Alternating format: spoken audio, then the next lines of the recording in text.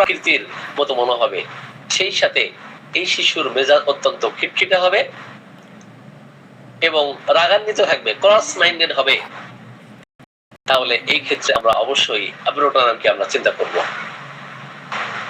তাহলে এই যে কি পয়েন্ট গুলো, কি নোটস গুলো যখন আমরা জানতে পারবো, তখন এত ব্যাপক বিস্তৃত আপনি ইতিহাস না নিলেও অসংখ্য রোগী আপনার সামনে বসা আছে, তাদের মধ্য থেকে আপনি চিনতে পারবেন, তার জেস্চার, তার পোস্টার, তার অঙ্গভঙ্গি দেখে আপনি জানতে পারবেন সে আসলে কোন ওষুধের রোগী। এরপর আমরা অ্যাকোনাইটকে কিভাবে চিত্রায়িত করব, অ্যাকোনাইটকে কিভাবে আমরা চিনে নিব। অ্যাকোনাইট কালবৈশাখী ঝড়ের মতো কিন্তু এসে আক্রমণ করে। আমাদের এখানে প্রায় এখন উপস্থিতি আছে প্রায় 50 জনের মতো। তো আমাদের মধ্যে সবাই সুস্থ। এখন এখান থেকে কেউ যদি হঠাৎ করে অসুস্থ হয়ে যায়, তো দেখবেন মুহূর্তের মধ্যেই তার মৃত্যু হয়, অস্থিরতা এবং ছটফটানি, সেই সাথে প্রবল পিপাসা, এগুলো তো থাকবেই। এবং সেই সাথে সে একেবারে দিনক্ষণ সময় বলে দিতে থাকবে, সে যে কোনো রোগ হোক না কেন, সেটা হতে পারে ডায়রিয়া, হতে পারে কলেরা, অথবা হতে পারে জ্বর, অথবা বিভিন্ন ধরনের অ্যাকিউট ডিজিজ দেখা দিতে পারে। এমন অবস্থায় আমরা তার অস্থিরতা, তার মৃত্যু ভয়, তার ছটফটানি এবং মৃত্যু সম্বন্ধে তার একটা প্রোফেজিং করা, একটা প্রেডিকশন করা, এবং সেই সাথে প্রবল পিপাসা থাকবে, ঠান্ডা পানি পান করার অদম্য স্পৃহা তার মধ্যে দেখা যাবে, এবং সবাইকে বলতে থাকবে আমি আর বাঁচবো না, আমি নিশ্চিত নির্ঘাত মৃত্যুবরণ করব। এমন অবস্থায় যে কোনো রোগের ক্ষেত্রে আপনি অবশ্যই এখন এটা অ্যাপ্লাই করবেন। এরপরে আমরা আসি ইথুজা। ইথুজা একটি মেডিসিন। আমরা এটার ব্যবহার বিধি অনেকে হয়তো ভালোভাবে আমরা জানি না, বুঝি না, কিন্তু এটার ব্যবহার এবং প্রয়োগ পদ্ধতি যদি আমাদের জানা থাকে, তাহলে অবশ্যই দেখবেন এই ইথুজা সাইনাপিয়াম এটা কিন্তু শিশুদের ক্ষেত্রে খুবই চমৎকার ইফেক্টিভ একটি রেমেডি। সেই ক্ষেত্রে আমরা ইথুজা কিভাবে চিনব? সাপোজ কোন মা তার সন্তানকে ব্রেস্ট ফিডিং করাই, এখন ব্রেস্ট ফিডিং করাতে গিয়ে দেখা গেছে আধা ঘন্টা পর পর, অথবা 20 মিনিট পর পর, অথবা 1 ঘন্টা পর পর এই ব্রেস্ট ফিডিং করাতে থাকেন। তো একটা পর্যায়ে কি হয়, সাধারণত আমরা যতটুকু জানি যে মিল্ক ট্রানজাকশন হতে, দুধ হজম হতে সময় লাগে 2 থেকে 2.5 ঘন্টা, পাকস্থলীকে আরো আধা ঘন্টা রেস্ট দিতে হয়। তারপরে সাধারণত যখন শিশুরা কান্নাকাটি করে, তখন বাচ্চাকে ব্রেস্ট ফিডিং করাতে দিলে সে তৃপ্তি সহকারে আনন্দের চিত্তে সে ব্রেস্ট ফিডিং করতে পারে। কিন্তু এটা না করে আমাদের মায়েদের অজ্ঞতাবশত কারণে, অজ্ঞানতার কারণে, তো কান্নাকাটি করলেই সাথে সাথে দুধ পান করতে দেওয়া। তো একটা পর্যায়ে এই শিশু পাকস্থলীতে তার লোড আর সে নিতে পারে না। একটা পর্যায়ে কি হয়, সে দুধ বমি করতে থাকে, একটা পর্যায়ে দুধ বমি করে, এরপরে সে দুধ বমি করার পরে দেখবেন আবার সে খাইতে চায়। বমি করার পরে মাথাটা সে সোজা রাখতে পারে না, দুর্বল হয়ে যায়, অনেক বেশি ক্লান্ত শ্রান্ত হয়ে যায়, দুর্বল হয়ে যায়, মাথাটাকে সে খাড়া করে রাখতে পারে না, সোজা রাখতে পারে না। কিন্তু খাওয়ার জন্য, ব্রেস্ট ফিডিং করার জন্য সে আবার অস্থির হয়ে যায়। এইভাবে দুধ বমি করতে থাকে এবং সেই সাথে দধির মতো বমি, টক দুর্গন্ধযুক্ত বমি, ছানা কাটা বমি করতে থাকে। এমন অবস্থায় এই শিশুকে অবশ্যই ইথুজা অ্যাপ্লাই করবেন। ইথুজা এই ক্ষেত্রে খুব চমৎকার কার্যকরী একটি মেডিসিন। অ্যাগারিকাস কোন ক্ষেত্রে অ্যাপ্লাই করবেন? অ্যাগারিকাসের যে কোনো রোগ না কেন, তাদের ক্ষেত্রে আমরা যেটা দেখব যে সবসময় একটা মাংসপেশির মধ্যে ট্রিম্বলিং একটা কন্ডিশন থাকবে, ট্রিম্বলিং হতে থাকবে, স্পন্দিত হতে থাকবে, টুইচিং হতে থাকবে, twitching of the muscle twitching করতে থাকবে, এবং মেরুদণ্ডের পিছনে মনে হয় কেউ যেন বরফের সুচ দিয়ে সেখানে হিট করতেছে। এমন অবস্থায় আমরা অ্যাগারিকাসের কথা চিন্তা করতে পারি। অপরদিকে অতীতের ইতিহাস যদি এমন জানা যায় যে তার কথা বলা শেখা, হাঁটা শেখা দেরি হয়েছে, সহজে সে হাঁটা শিখতে পারে নাই, কথা বলতে পারে নাই, এমত অবস্থায় আমরা অবশ্যই অ্যাগারিকাসকে আমরা চিন্তা করব। আবার অ্যাগারিকাস ওই ক্ষেত্রে অ্যাপ্লিকেবল, সাপোজ একজন নারী এবং পুরুষের দুইটা হিস্ট্রি বলবো। যদি পুরুষ ইন্টারকোর্স করতে গিয়ে তার হাঁপানি দেখা দেয় এবং মাঝে মাঝে তার মাংসপেশি স্পন্দিত হতে থাকে, আর কোনো কথা নাই, আপনি অ্যাগারিকাস অ্যাপ্লাই করতে পারেন।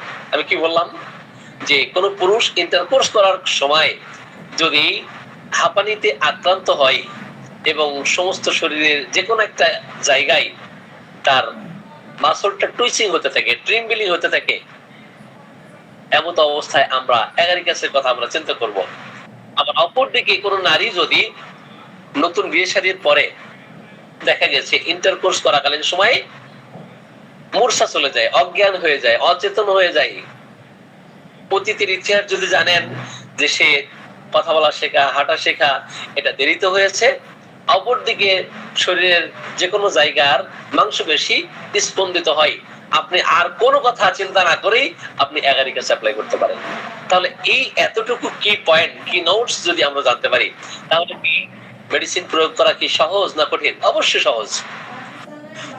আমি ওই দিন যখন রোগী দেখেছি, আমি তো বললাম যে প্রায় প্রথম দিনে 100 জনের মতো রোগী দেখে, তো সেখানে এত দূর প্রেসক্রিপশন করতে হয়েছে, আপনার হিস্ট্রি না, আর যেখানে কোনো সময় নাই, সেখানে আপনি অল্প সময়ে আপনার যোগ্যতা দিয়ে, আপনার বিচারিক বিশ্লেষণ দিয়ে, আপনার পর্যবেক্ষণ ক্ষমতা বৃদ্ধি করে, অভিজ্ঞতালব্ধ জ্ঞান দিয়ে আপনি কিভাবে স্বল্প সময়ের মধ্যে একটি মেডিসিন সিলেকশন করবেন, এভাবেই সম্ভব। আমি এখন যেভাবে আমি বর্ণনা করতেছি, সম্মানিত হোমিওপ্যাথিক চিকিৎসকবৃন্দ, আমরা এখন চলে যাব এলিয়ান সেবাতে।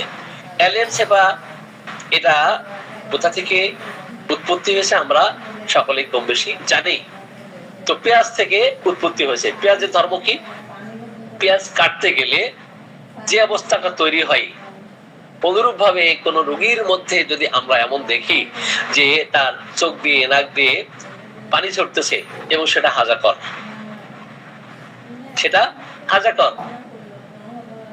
এবং ঠান্ডা বাতাসে গেলে, মুক্ত বাতাসে গেলে একটু কমফোর্ট ফিল করা, ঠান্ডা পানি দিয়ে গোসল করলে একটু কমফোর্ট ফিল করা, প্রচুর পরিমাণে নাক দিয়ে সর্দি চড়তেছে, নাক অত্যন্ত জ্বলতেছে, কিন্তু যেই পানি দিয়ে মুখমণ্ডল ধৌত করা হচ্ছে এবং মুক্ত বাতাসে যাওয়া হচ্ছে, তখনই সে কমফোর্ট ফিল করতেছে। এমন অবস্থায় আমরা এলিয়ান সেবার কথা আমরা চিন্তা করতে পারি।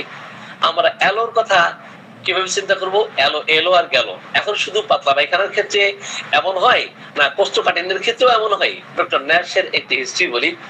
তো অনেক সময় আমরা রোগীর শয্যাগৃহে গিয়ে পর্যবেক্ষণ করতে হয়। তো কেন পর্যবেক্ষণ করতে হয়? তো ডক্টর ন্যাশ উনি গেলেন একটা শিশু রোগী দেখতে, সম্ভবত তার বয়স কত হবে, 8-10 বছর বয়স।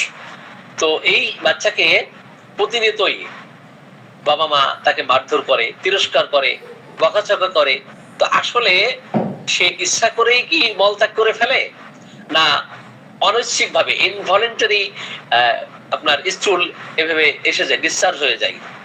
তো কোনো শিশুকে তিরস্কার করা, শাসন করা, মারধর করা, অথবা অত্যাচার করা তার প্রতি, এটা কখনোই ঠিক নয়। তো এই ক্ষেত্রে অন্যান্য চিকিৎসায় হয়তোবা আরোগ্য হয় নাই, কিন্তু ডক্টর ন্যাশ যখন বাড়িতে ঢুকলেন, তো তার বিছানায় দেখা গেছে শক্ত পায়খানা, কিন্তু এটা মার্বেলের মতো অসাড়ে, অনৈচ্ছিক ভাবে ইনভলেন্টারি তার এই যে স্টুল ডিসচার্জ হয়ে গেছে। ডক্টর ন্যাশ আর কোনো কথা বললেন না, উনি অ্যালো সকেটেনা প্রেসক্রিপশন করলেন। আমরা অ্যালোর কথা বলতেছি যে যখন আমরা কোনো রোগীকে দেখবো তার রোগের সাথে অন্যান্য যে কোনো রোগ হোক না কেন, মলদ্বারের দিকে সবসময় খেয়াল থাকে যে কখন যেন মল নিঃসরণ হয়ে যাবে, একটু বায়ু নিঃসরণ করতে গেলেও মল নিঃসরণ হয়ে যাবে, প্রস্রাব করতে গেলেও যদি একটু বেগ লাগে তখনও মনে হয় যে মল নিঃসরণ হয়ে যাবে। সবসময় মলদ্বারের দিকে একটা খেয়াল, এটা যদি দেখা যায় এবং অন্য যে কোনো রোগ হোক না কেন, যে পায়খানার বেগ আসা মাত্রই খুব দ্রুত তাকে হুড়মুড়কে দৌড়াতে হয় এবং সশব্দে তার পায়খানা হয় যদি পাতলা পায়খানা হয়। আর যদি ঘুমের মধ্যে এই ধরনের বলের মতো অথবা শক্ত পায়খানাও যদি অসাড়ে অনিশ্চিত ভাবে দেখা দেয়, সেই ক্ষেত্রে আমরা অ্যালোর কথা আমরা চিন্তা করব। সাপোজ অ্যালোর পাইলস দেখা দিয়েছে, হেমোরয়েডস দেখা দিয়েছে, দুইটা তিনটা মাত্র সিম্পটম দিবেন। দুইটা তিনটা সিম্পটম নিলেই আপনি অ্যালোসকেটিনার যে হেমোরয়েডস সেটার চিত্র অঙ্কিত হয়ে যাবে। সেটা কিভাবে? অ্যালোর রোগীর ক্ষেত্রে যখন তার পাইলস দেখা দিবে অর্থাৎ হেমোরয়েডস দেখা দিবে, তো আঙ্গুরের থোকার মতো, ধরেন একটা আঙ্গুরের থোকা, সেখানে 4-5টা থাকতে পারে, 8-10টা থাকতে পারে। তো পাইলসের ধরনটা এমন থাকবে, হেমোরয়েডস এর ধরনটা এমন থাকবে, আঙ্গুর ফলের মতো এমন থোকা ধরা, একগুচ্ছ আঙ্গুর মনে হচ্ছে 4-5টা আঙ্গুর মলদারে এভাবে আছে।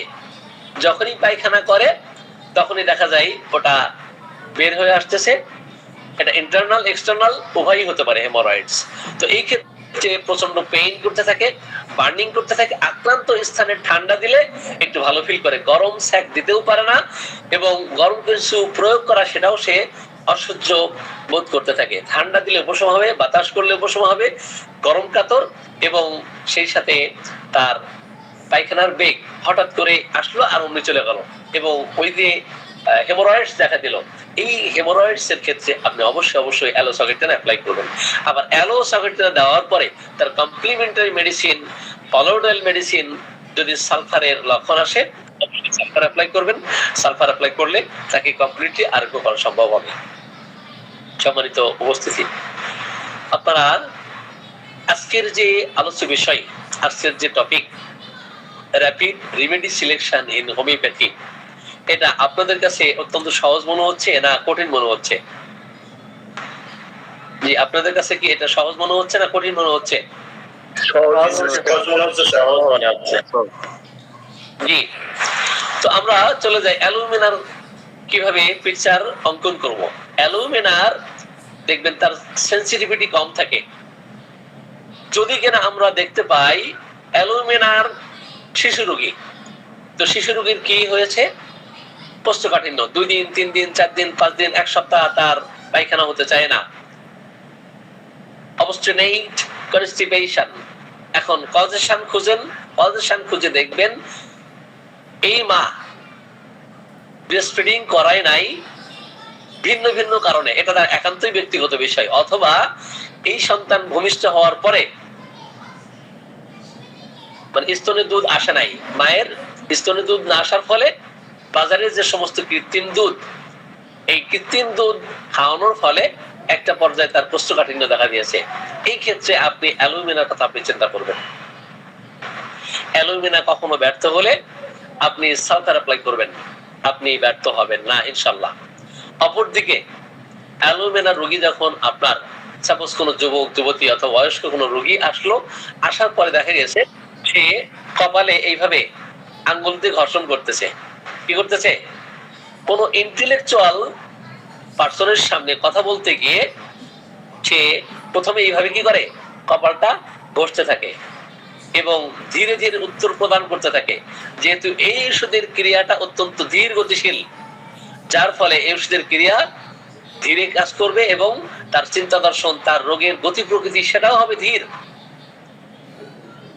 যদি কোনো ইন্টেলেকচুয়াল পার্সনের সামনে কথা বলতে চাই, সেই ক্ষেত্রে সময় নেই অথবা দীর্ঘক্ষণ চিন্তা করতে থাকে এবং দীর্ঘদিন তার পায়খানা হতে চায় না, 2 দিন 5 দিন 7 দিন পায়খানার বেগে আসতে চায় না, এবং রক্ত দেখলে সে ভয় পায়, ছুরি দেখলে সে ভয় পায়, মারামারি কাটাকাটি, রক্তপাত একেবারেই সে দেখতে পারে না। এমনকি রক্তপাত কাটাকাটি মারামারি এগুলো দেখলেই সে অচেতন হয়ে যায়, অজ্ঞান হয়ে যায়, মূর্ছা চলে যায়। আপনি একেবারে চোখ বুঝে অ্যালুমিনা অ্যাপ্লাই করবেন। আর বেশি জানার দরকার আছে নাকি? শর্ট প্রেসক্রিপশন কিভাবে করবেন আপনাদের বুঝে আসছে। এখন আসি অ্যামব্রাগ্নেসিয়া। অ্যামব্রাগ্নেসিয়ার রোগীদের ক্ষেত্রে আমরা যদি দেখি যে সে স্টুল ত্যাগ করতেছে, যদি কিনা কোনো আগন্তুক সে নক করে অমনি তার স্টুল এর যে ডিজায়ারটা এটা বন্ধ হয়ে যাবে। আর তার পায়খানা হতে চাইবে না, আপনি অবশ্যই এই ক্ষেত্রে অ্যাম্ব্রাগ্রেসি অ্যাপ্লাই করবেন। যদি কিনা পান যে প্রস্রাব ত্যাগের সময় আশেপাশে কেউ থাকলে তার প্রস্রাব হতেই চায় না, নিরিবিলি নির্জন স্থানে প্রস্রাব করতে স্বাচ্ছন্দ্য বোধ করে, আশেপাশে লোকজন থাকলে তার প্রস্রাবই হয় না, অপরদিকে যে ওটা মানচিত্রের মতো লবণ খাই বেশি, পিপাসা বেশি, একাকী থাকতে চাই, যে কোনো রোগের ক্ষেত্রে অবশ্যই একটা মেয়ের অ্যাপ্লাই করবেন। তাহলে কিভাবে করবো? অপরদিকে মেডিসিন, যদি কিনা কোন রোগীকে দেখেন কোন বোতল হাতে আছে, সুগন্ধি তার হাতে আছে, এমন কারণের জন্য একটা সুগন্ধি থাকা চাই, একটা পারফিউম থাকা চাই 12 মাস, তার কাছে এটা নিয়ে রাখতে সে স্বাচ্ছন্দ্য বোধ করে, এবং শীতকাল আসলেই তার রোগ লক্ষণ বেড়ে যায়, আপনি অবশ্যই আপনি এমন কারকে চিন্তা করবেন। এরপর আসেন অ্যানাকার্ডিয়াম। অ্যানাকার্ডিয়ামও খুব চমৎকার কার্যকরী একটি মেডিসিন। অ্যানাকার্ডিয়ামের দ্বৈত চিন্তা থাকে, সুমতি কুমতি, একটা বলে তুমি কাজ করো, আর একটা বলে তুমি করো না, একটা সিদ্ধান্ত নিতে বলে আর একটা নিষেধ করে, দ্বৈত চিন্তার মধ্যে থাকে, এবং খাবার খাইলেই সে সুস্থ থাকে, পেট খালি হলেই সে অসুস্থ হয়ে যায়, এবং মলদারে প্লাগ সেন্সেশন, মলদারে মনে হয় একটা প্লাগ ঢোকানো আছে, এই অনুভূতি। রোগ যেটাই হোক না কেন আপনি অ্যানাকার্ডিয়াম অ্যাপ্লাই করবেন। এন্টিমক্রুড, এন্টিমক্রুডের শিশুর ইতিহাস আমি আগেও অনেকবার আলোচনার সময় বলেছি। যদি কিনা এন্টিমক্রুডের জিহ্বা সাদা থাকে এবং তাকে স্পর্শ করতে দিতে চায় না, অ্যাভারশন টু বি টাচড, তাকে স্পর্শ করতে দিতে চায় না, এটা বিরক্তি ফিল করতে থাকে, আপনি অবশ্যই এন্টিমক্রুডকে চিন্তা করবেন। এখন এই এন্টিমক্রুডের জিহ্বাটা কেন সাদা হলো, পূর্বের ইতিহাস জানতে হবে। পূর্বের ইতিহাস কি জানবেন? যে এই যে বাচ্চার জিহ্বাটা সাদা হলো, এত সাদা প্রলেপ, আসলে তার পেটের সমস্যার কারণেই কিন্তু এই জিহ্বা প্রলেপ থাকে, সাদা প্রলেপ থাকে। দেখবেন প্রথমে সে ভালো ছিল, তার মেজাজ স্বাভাবিক ছিল, এখন সে অসুস্থ হয়ে পড়েছে, জিহ্বা সাদা হয়ে গেছে। অতীতের হিস্ট্রি নিয়ে জানবেন যে এই শিশুকে অতিরিক্ত খাবার খাওয়ানো হতো, অতিরিক্ত মানে চেপে এবং ঠেসে ফোর্স করে তাকে খাবার খাওয়ানো হতো। একটা পর্যায়ে সে যখন না খাইতে পারতো সে বমি করতো, পাতলা পায়খানা করতো। এখন খাবারের ইচ্ছা নাই, ক্ষুধা নাই, জিহ্বায় প্রলেপ পড়ে গেছে, পেটের তার গোলযোগ দেখা দিয়েছে, পেটের গোলযোগ দেখা দিয়েছে। এখন সে রাগান্বিত থাকে, স্পর্শ করলে সে বিরক্তি ফিল করতে থাকে, ডাক্তারকে স্পর্শ করতেই দিতে চায় না, জিহ্বা সাদা প্রলেপ দুধের মতো সাদা, আপনি অবশ্যই এন্টিমক্রুডকে চিন্তা করবেন। এন্টিমটার্টের রোগীর ক্ষেত্রেও আমরা এমন দেখি, সেও স্পর্শ করতে দিতে চায় না, কিন্তু সাপোজ নিউমোনিয়াতে আক্রান্ত কোনো শিশু, নিউমোনিয়াতে আক্রান্ত হয়ে তার বুকের মধ্যে এত বেশি কফ আছে যে ঘড় শব্দ হচ্ছে, র্যাটলিং সাউন্ড হচ্ছে, অথচ দুর্বলতার কারণে সেই কফটা নিঃসরণ করতে পারছে না, সমস্ত শরীর হেমাঙ্গ অবস্থা, তার মুখমণ্ডলে বিন্দু বিন্দু ঘর্ম হচ্ছে এবং সেটা ঠান্ডা, তার শ্বাস প্রশ্বাসও ঠান্ডা হয়ে গেছে। অপরদিকে আপনি পালস দেখতে চাচ্ছেন, সে হাতটা সরিয়ে নিচ্ছে এবং চেহারাটা মনে হচ্ছে মরার মতো ফ্যাকাশে হয়ে গেছে, আপনি অবশ্যই এই ক্ষেত্রে এন্টিমটার্ট ছাড়া অন্য কোনো মেডিসিনের কথা ভাবতে পারেন না। এরপর আমরা অ্যাপিসের কথা বলি। অ্যাপিসের রোগী গরম কাতর, সাপোজ সে যদি আর্টিকেরিয়াতে আক্রান্ত হয়, গরমকাল আসলেই তার আর্টিকেরিয়া দেখা দেয়, আমবার দেখা দেয়, তার জিভটা দেখবেন এবং পিপাসাহীনতা দেখবেন। জিভ কেমন থাকবে? পরিষ্কার থাকবে, জিভ পরিষ্কার থাকবে, পিপাসাহীনতা থাকবে, মূত্র স্বল্পতা থাকবে, গরম কাতরতা থাকবে, এবং পানি দিয়ে গোসল করলে, ঠান্ডা পানি দিয়ে গোসল করলে সে কমফোর্ট ফিল করে। এবং মৌমাছির যে চরিত্র, এই চরিত্র অ্যাপিসের যে চরিত্র, সেটা রোগীর মধ্যে এমন যদি পান যে অ্যাপিসের চরিত্রের সাথে রোগীর চরিত্রের মিল আছে, সেটা কেমন?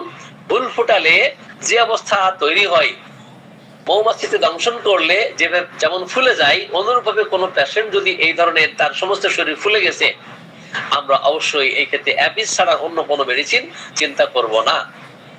অ্যাপিস মেল প্রয়োগ করার পরে কমপ্লিটলি ভালো না হলে সেই ক্ষেত্রে তার ফলোডাইল মেডিসিন, তার কমপ্লিমেন্টারি মেডিসিন একটা মেয়রের প্রয়োজন হতে পারে, একটা মেয়র দিলেই এই রোগীকে আরোগ্য করা সম্ভব হবে। আর্জেন্টাম মেটালিকাম খুব চমৎকার কার্যকরী একটি মেডিসিন, তাই না? আর্জেন্টাম নাইটিকাম খুব চমৎকার কার্যকরী একটি মেডিসিন। কোন শিশুদের ক্ষেত্রে আপনি যদি এমন দেখেন যে তার বাম পাশের অন্ডকোষ কি হয়েছে, এটা বড় হয়ে গেছে, এই ক্ষেত্রে যদি তার অস্থিরতা, তার নার্ভাসনেস, নার্ভাস উইকনেস, স্নায়বিক যে দুর্বলতা, এটা যদি থাকে, সেই ক্ষেত্রে আমরা অবশ্যই আর্জেন্টাম মেটালিকামের কথা চিন্তা করব। আর যদি কোনো ক্লিনিক্যাল কোনো সিমটম থাকে, সেই সিমটমের আমরা গুরুত্ব প্রদান করব। যেমন কোন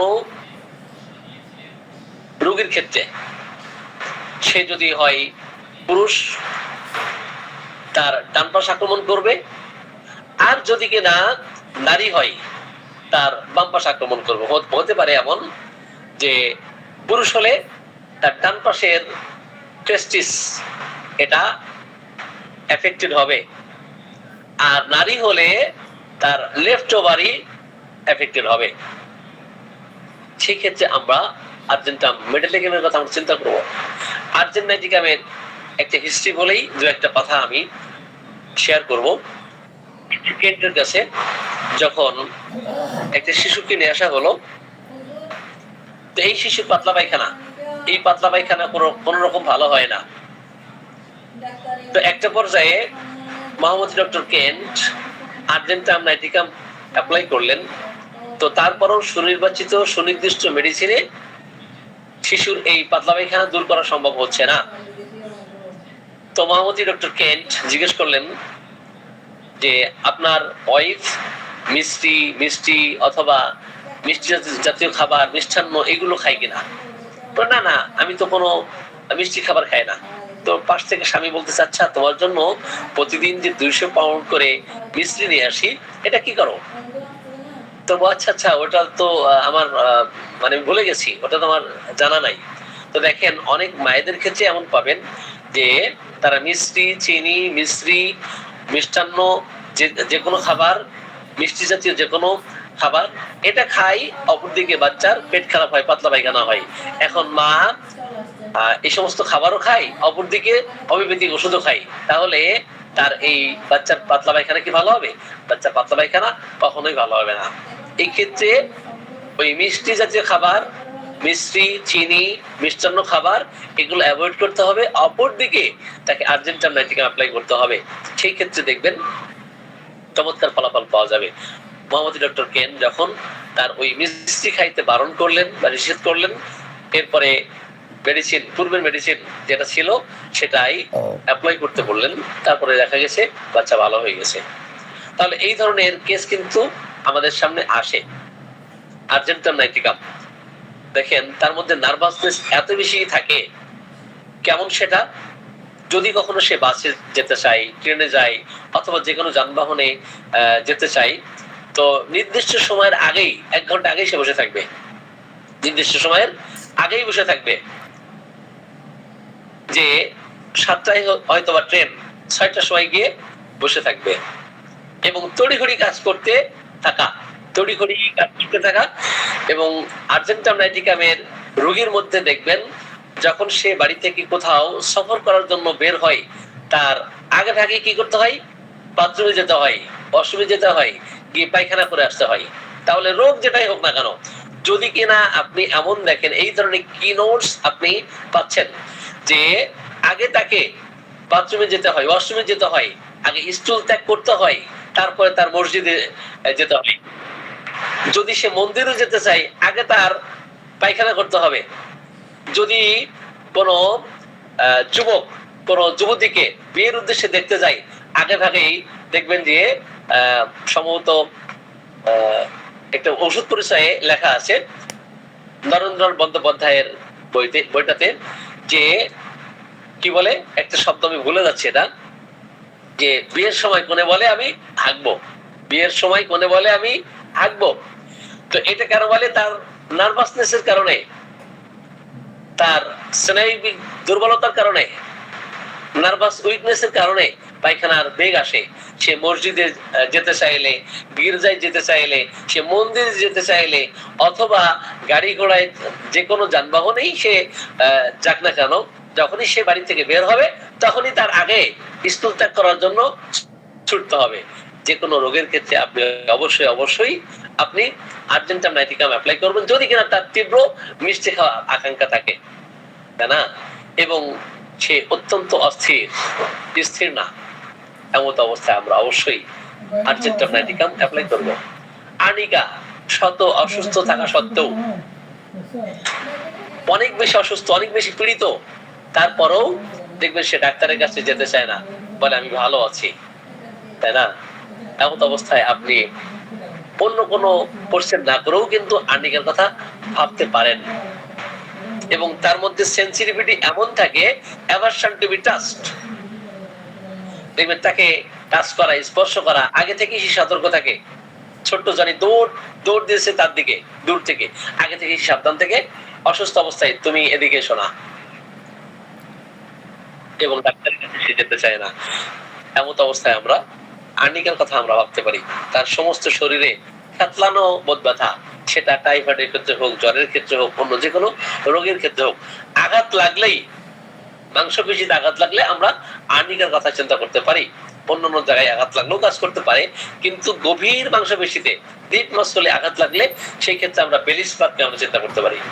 বেলি স্পার, দেখেন আমি একটা হিস্ট্রি বলবো, যে একজন রোগীর হিস্ট্রি, তো এই রোগীর হিস্ট্রি আমি আগেও বলেছি। তো যে সমস্ত পেশেন্ট দেখবেন সন্তান নষ্ট করে ফেলে, তো সেটা ডিএনসির মাধ্যমে, ডিএনসি করলে কি হয়, ডিপ টিস্যুতে ইনজুরি হয়। তো ডিপ টিস্যুতে ইনজুরি হলে তখন তার যদি ইনফার্টিলিটি সমস্যা দেখা দেয়, ইনফার্টিলিটি দেখা দিলে, বন্ধ্যাত্বের সমস্যা দেখা দিলে, তখন আমরা একমাত্র মেডিসিন সেটা বেলি স্পারকে আমরা চিন্তা করতে পারি, তাই না? আবার গভীর মাংসপেশিতে সাপোজ কাউকে হাতুড়ি দিয়ে পেটানো হয়েছে অথবা স্টাউন দিয়ে পেটানো হয়েছে, অনেক সময় দেখেন যে রিমান্ডে নিলে দেখেন যে অনেক বেশি অত্যাচার করে, তো মাংসপেশি একেবারে থেতলিয়ে দেয়। গভীর মাংসপেশিতে আঘাত লাগছে, সেই ক্ষেত্রে অবশ্যই অবশ্যই আপনি বেলি স্পারের কথা আপনি চিন্তা করবেন। আপনি আর্সেনিক অ্যালবাম কখন চিন্তা করবেন? দেখবেন আর্সেনিকের রোগী ভীত সন্ত্রস্ত থাকে, সবসময় একজন হৃষ্টপুষ্ট ব্যক্তির সাথে সে থাকতে চাই, বডিগার্ড হিসেবে তাকে রাখতে চাই, তার মধ্যে অস্থিরতা, ছটফটানি, মৃত্যু ভয় থাকে, কিন্তু নির্দিষ্ট সময়ের কথা সে বলে না, অনির্দিষ্ট সময় এর কথা বলে, যে কোনো সময় তার মৃত্যু হয়ে যেতে পারে। অপরদিকে তার মধ্যে ফ্যাস্টিডিয়াসনেস, খুঁতখুঁতে স্বভাব, রোগ যেটাই হোক না কেন, যদি খুঁতখুঁতে স্বভাব, অসুস্থ হয়েও ক্লান্ত শ্রান্ত অবস্থায়, দুর্বল অবস্থায় নিজেকে সে মুভ করতে পারছে না, এমন অবস্থায়ও দেখা যায় সে ফ্যাস্টিডিয়াসনেসের কারণে তার স্থানটা পরিষ্কার, পরিপাটি, পরিচ্ছন্ন থাকা চাই, অন্যের গ্লাসে পানি খেতে চাইবে না, অথবা তার বিছানা, তার পোশাক আশাক, তার খাবারের যে পাত্র, এগুলো সব আলাদা থাকা চাই।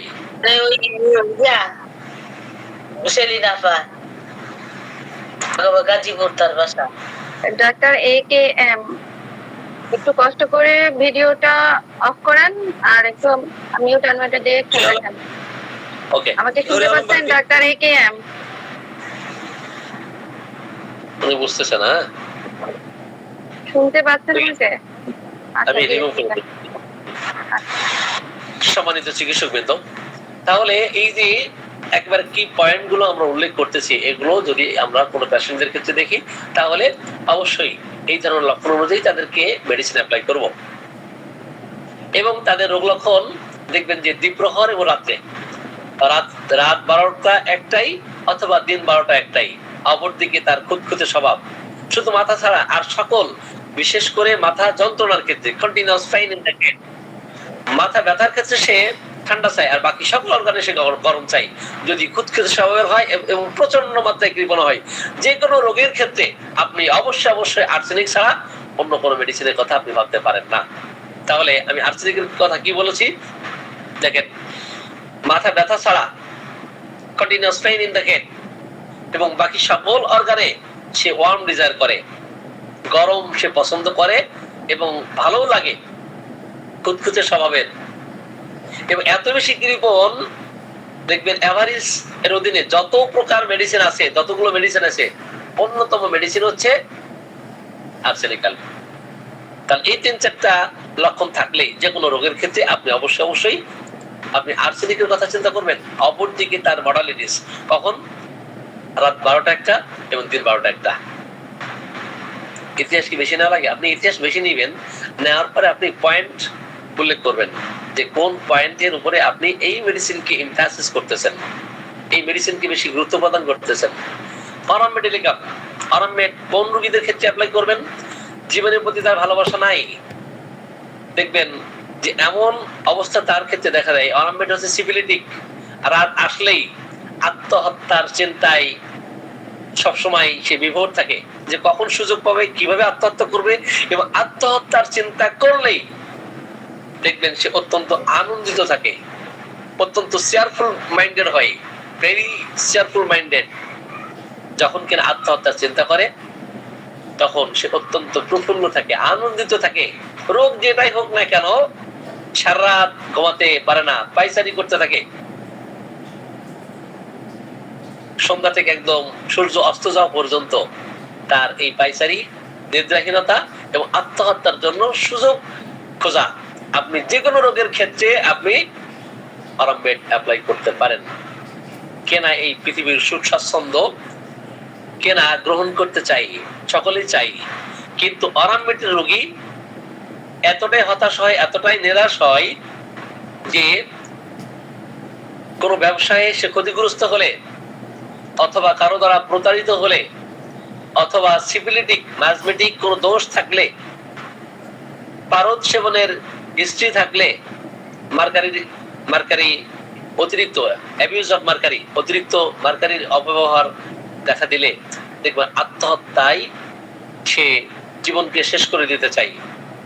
এই পৃথিবীর সুখ স্বাচ্ছন্দ্য ভালোবাসা সব এক নিমিষে শেষ করে দিয়ে পরপারে যেতে চাই। এর মধ্যেই সে শান্তি বোধ করতে থাকে, নিজের মধ্যে প্রশান্তি বোধ করতে থাকে। আপনি যে কোনো রোগের ক্ষেত্রে অবশ্যই অরামমেড অ্যাপ্লাই করবেন। ব্যাপটিসিয়া কোন ক্ষেত্রে অ্যাপ্লাই করবেন? আমরা বন্যা কবলিত এলাকায় গতদিন গেছি, কিন্তু যে পরিমাণে আপনার রোগী পেয়েছি, তো সেই রোগীদের মধ্যে কারো হয়তো পেট খারাপ এমন কিন্তু ছিলই না, অথবা কারো টাইফয়েড হয়েছে এমন খুব কম সংখ্যক দেখা গেছে। কারণ ব্যাপটিসিয়া এমন একটি মেডিসিন, এই পানির কারণে তার টাইফয়েড হতে পারে, তার পাতলা পায়খানা হতে পারে। তো ব্যাপটিসিয়া কারো ক্ষেত্রে প্রয়োজন হয় নাই, লক্ষণ পায় নাই, দেয় নাই। তো ব্যাপটিসিয়া রোগী যদি সে টাইফয়েডে আক্রান্ত হয়, দেখবেন সহজেই সে ক্লান্ত হয়ে যায় এবং কুকুর কুণ্ডলী হয়ে সে শয়ন করতে চাই, হাত পা গুটিয়ে রাখতে চাই এবং অঘরে পড়ে থাকে। জ্বর 102, 3, 4, শরীর প্রচন্ড উত্তপ্ত, অঘরে পড়ে আছে, অচেতন অবস্থায় পড়ে আছে। তাকে ডাক দিলে হয়তো চোখ মেলে উত্তর দিয়ে আবার সে অঘরে চলে যায়, নিদ্রায় চলে যায়, স্ট্রেসফুল কন্ডিশনে চলে যায় এবং সমস্ত শরীর তার মনে হয় থাতলানোবোধ ব্যথা, আর্নিকার মতো, কিন্তু বিছানাটা মনে হয় বিছানাটা শক্তবোধ অনুভূতি, শক্ত অনুভব করতে থাকে এবং বিছানা থেকে একটু সরতে ভিন্ন দিকে যায়, অথবা অপরে অচেতন অবস্থায় মরার মতো হয়তো পড়ে থাকে। তাকে ডাকলে একটু সঠিক উত্তর দিয়ে, যে ডাক দেওয়া হচ্ছে, যেভাবে তাকে বলা হচ্ছে, প্রশ্নের সঠিক উত্তর দিয়ে আবার সে ঘুমিয়ে যায়। এমত অবস্থায় আপনি অবশ্যই ব্যাপটিসিয়াকে চিন্তা করবেন। ব্যাপটিসিয়ার সকল স্রাব দুর্গন্ধযুক্ত হয়। ওকে, এখন ভ্যারাইটাকার কখন অ্যাপ্লাই করবেন? যে সমস্ত শিশুকে আপনি দেখবেন আগন্তুক আসলে কোন অপরিচিত লোক এসে, এখন সে কি করতেছে, বাসা থেকে ইট পাটকেল অথবা ছোট ছোট আপনার পাথর অথবা ঢেলা যেটাই হোক না কেন সে ছুটতেছে আগন্তুকের দিকে। আপনি এরপরে দেখা আপনি এগিয়ে যাচ্ছেন, তো সে এগুলো ছুটতেছে, ইট পাথর ছুটতেছে, ইট পাটকেল, অপরদিকে নিজেকে মাঝে মাঝে এইভাবে আড়াল করে রাখতেছে যেন তার চেহারা না দেখা যায়। এবং সে যদি হাবাগোবা বোকা বকস্বর হয় এবং তার বুদ্ধিবৃত্তির বিকাশ ঘটতে দেরি হয়, তার ফিজিক্যাল এবং মেন্টাল ডেভেলপমেন্ট এটা স্লোলি দেখা দেয়, অথবা ফিজিক্যালি মেন্টালি ডেভেলপমেন্ট হচ্ছে না, এমন অবস্থায় আপনি চোখ বুঝে প্যারাটাকার অ্যাপ্লাই করবেন। আর কোনো কথা নাই। কি প্যারাটাকার আপনারা শিখতে পারেন নাই? আর কি মেডিসিন নিয়ে আলোচনা করবো না শেষ করে দিব? দিতে পারবেন আপনারা? স্যার প্যারাটাকারটা একটু বললে ভালো হয়। আপনি রেকর্ডটা শুনে নেবেন প্লিজ। জি, বেলোডোনা, বেলোডোনার সুন্দরীদের ওষুধ বলা হয় বেলোডোনাকে, তাই না? কিন্তু বেলোডোনার যে কোনো রোগের ক্ষেত্রে, সেটা জ্বর হোক, কাশি হোক, অথবা পেট ব্যথা হোক, অথবা ব্লিডিং এর সময় যে পেইনফুল মেনস্ট্রুয়েশন হোক, ডিসমেনোরিয়া বলে এটাকে, ডিসমেনোরিয়া, পেইনফুল মেনস্ট্রুয়েশন হঠাৎ করে দেখা দিবে, 5 মিনিট বা 10 মিনিট থাকবে, এই 10 মিনিট তীব্র আকার ধারণ করবে এবং ব্যথা যখন শুরু হবে তার চোখ মুখ সমস্ত মুখমণ্ডল রক্তিমাভাব অবস্থা ধারণ করবে। হঠাৎ করে সে আবার হঠাৎ চলে যাবে, আবার 10 মিনিট পর আক্রমণ করে শীতকাতর হবে, আক্রান্ত স্থানে গরম দিলে সে ভালো ফিল করবে। অপরদিকে সে যদি কুকুরে ভয় পাই, আপনি আর কোনো কথা না জিজ্ঞেস করে অবশ্যই আপনি বেলোডোনা অ্যাপ্লাই করবেন। বেলোডোনা অ্যাপ্লাই করলেন, কিন্তু বারবার বেলোডোনার লক্ষণগুলো রিকারেন্ট করতেছে, রিল্যাপসিং করতেছে, বারবার ফিরে আসছে। যে কোনো রোগের ক্ষেত্রে বেলোডোনা ক্রনিক মেডিসিন হিসেবে অবশ্যই আপনাকে ক্যালকিরাকার অ্যাপ্লাই করতে হবে। সম্মানিত চিকিৎসক বৃন্দ, সাপোজ কেউ বাতের ব্যথা নিয়ে এসছে, প্রত্যেক জয়েন্টে পেইন, প্রত্যেক জয়েন্টে পেইন। এখন বেনজোইক অ্যাসিড কোন ক্ষেত্রে আপনি অ্যাপ্লাই করবেন? প্রচুর পরিমাণে তার প্রস্রাব দিয়ে সেডিমেন্ট আসতে থাকবে, প্রচুর পরিমাণে তার সেডিমেন্ট বের হতে থাকবে এবং গাঁটে ব্যথা, আঙ্গুলের প্রত্যেকটা জয়েন্টে ব্যথা, এবং প্রস্রাব যদি ঘোড়ার প্রস্রাবের মতো দুর্গন্ধ হয়, আর প্রস্রাব যদি গরম হয়, ঠান্ডা যদি হয় প্রস্রাব ঘোড়ার প্রস্রাবের মতো দুর্গন্ধযুক্ত, সেই ক্ষেত্রে নাইট্রিক অ্যাসিড।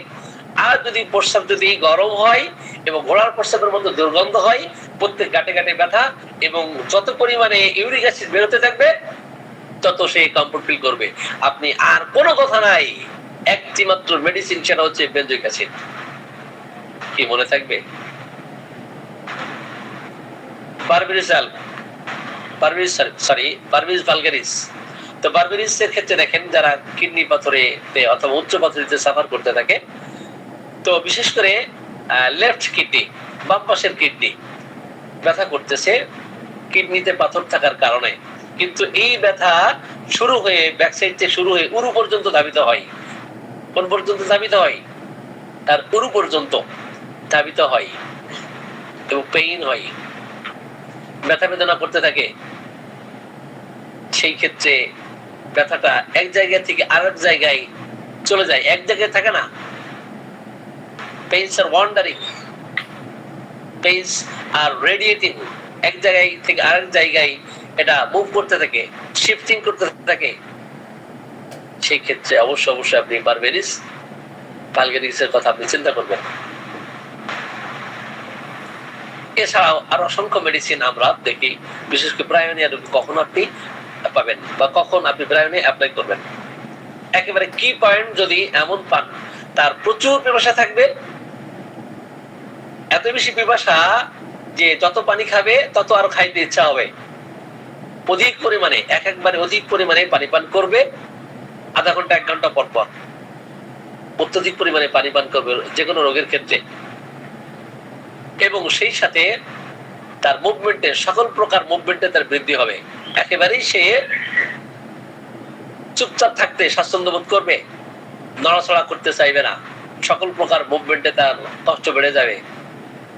এবং জ্বরে যদি সে আক্রান্ত হয়, অঘরে পড়ে থেকে অচেতন অবস্থায়, অজ্ঞান অবস্থায় মনে হবে যে ঘুমের মধ্যে ভুল বকতেছে, আমি বাড়ি যাব, আমি অফিসে যাব, আমি বাড়ি যাব করে এইভাবে ভুল বলতে থাকে। আপনি কোনো চিন্তা না করে অবশ্যই আপনি প্রায়োনিক অ্যাপ্লাই করবেন। এখন বিফোরানা কখন অ্যাপ্লাই করবেন? সাপোজ বিফোরানা যুবকদের জন্য, বিশেষ করে ম্যাস্টারবেশনের ক্ষেত্রে, তারা একটা নির্জন নিরিবিলি স্থান তারা সার্চ করতে থাকে।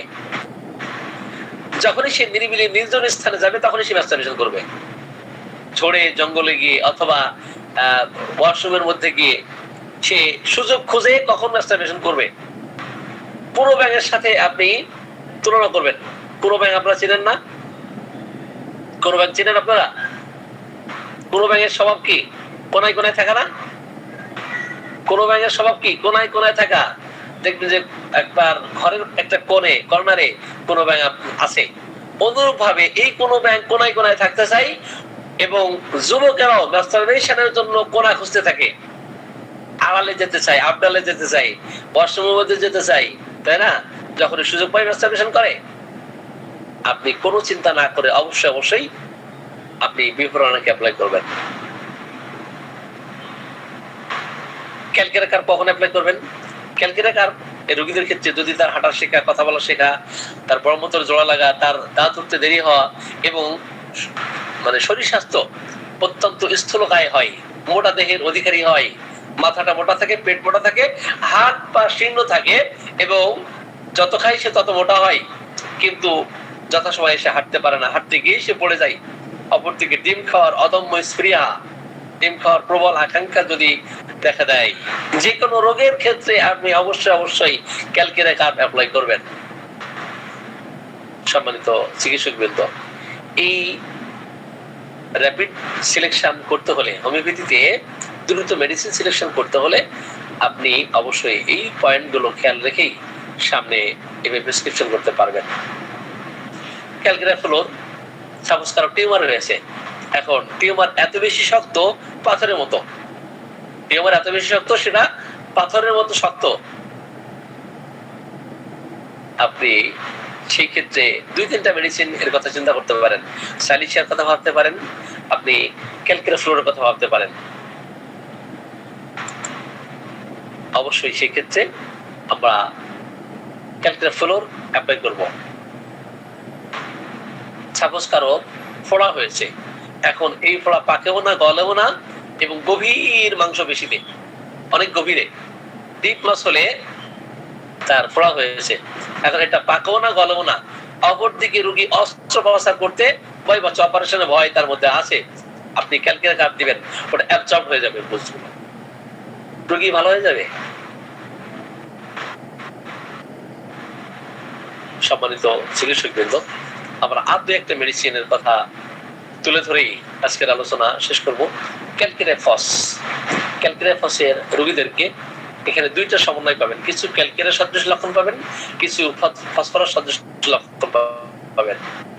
এবং সে যখন পরিপোষণ ক্ষমতার অভাবে জীর্ণ শীর্ণ হয়ে যাচ্ছে এবং পরিপোষণ ক্ষমতার অভাবে যতই সে আহার বিহার করুক না কেন, যতই তার ক্যালসিয়াম যুক্ত খাবার খাওয়ানো হোক না কেন,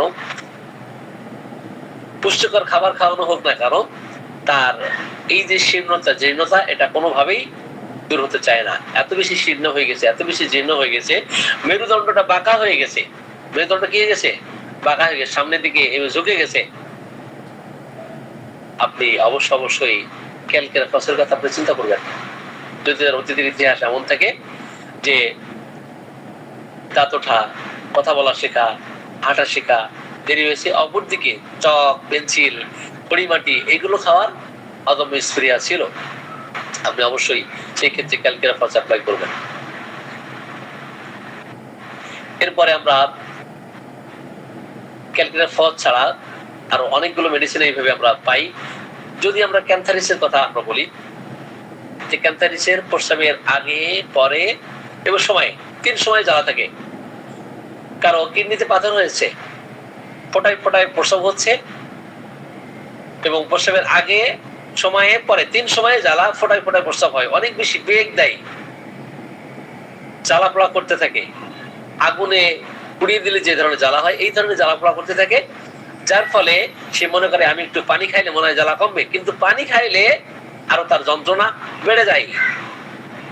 এই ক্ষেত্রে আপনি অবশ্যই অবশ্যই ক্যান্সারিসের কথা আপনি চিন্তা করবেন।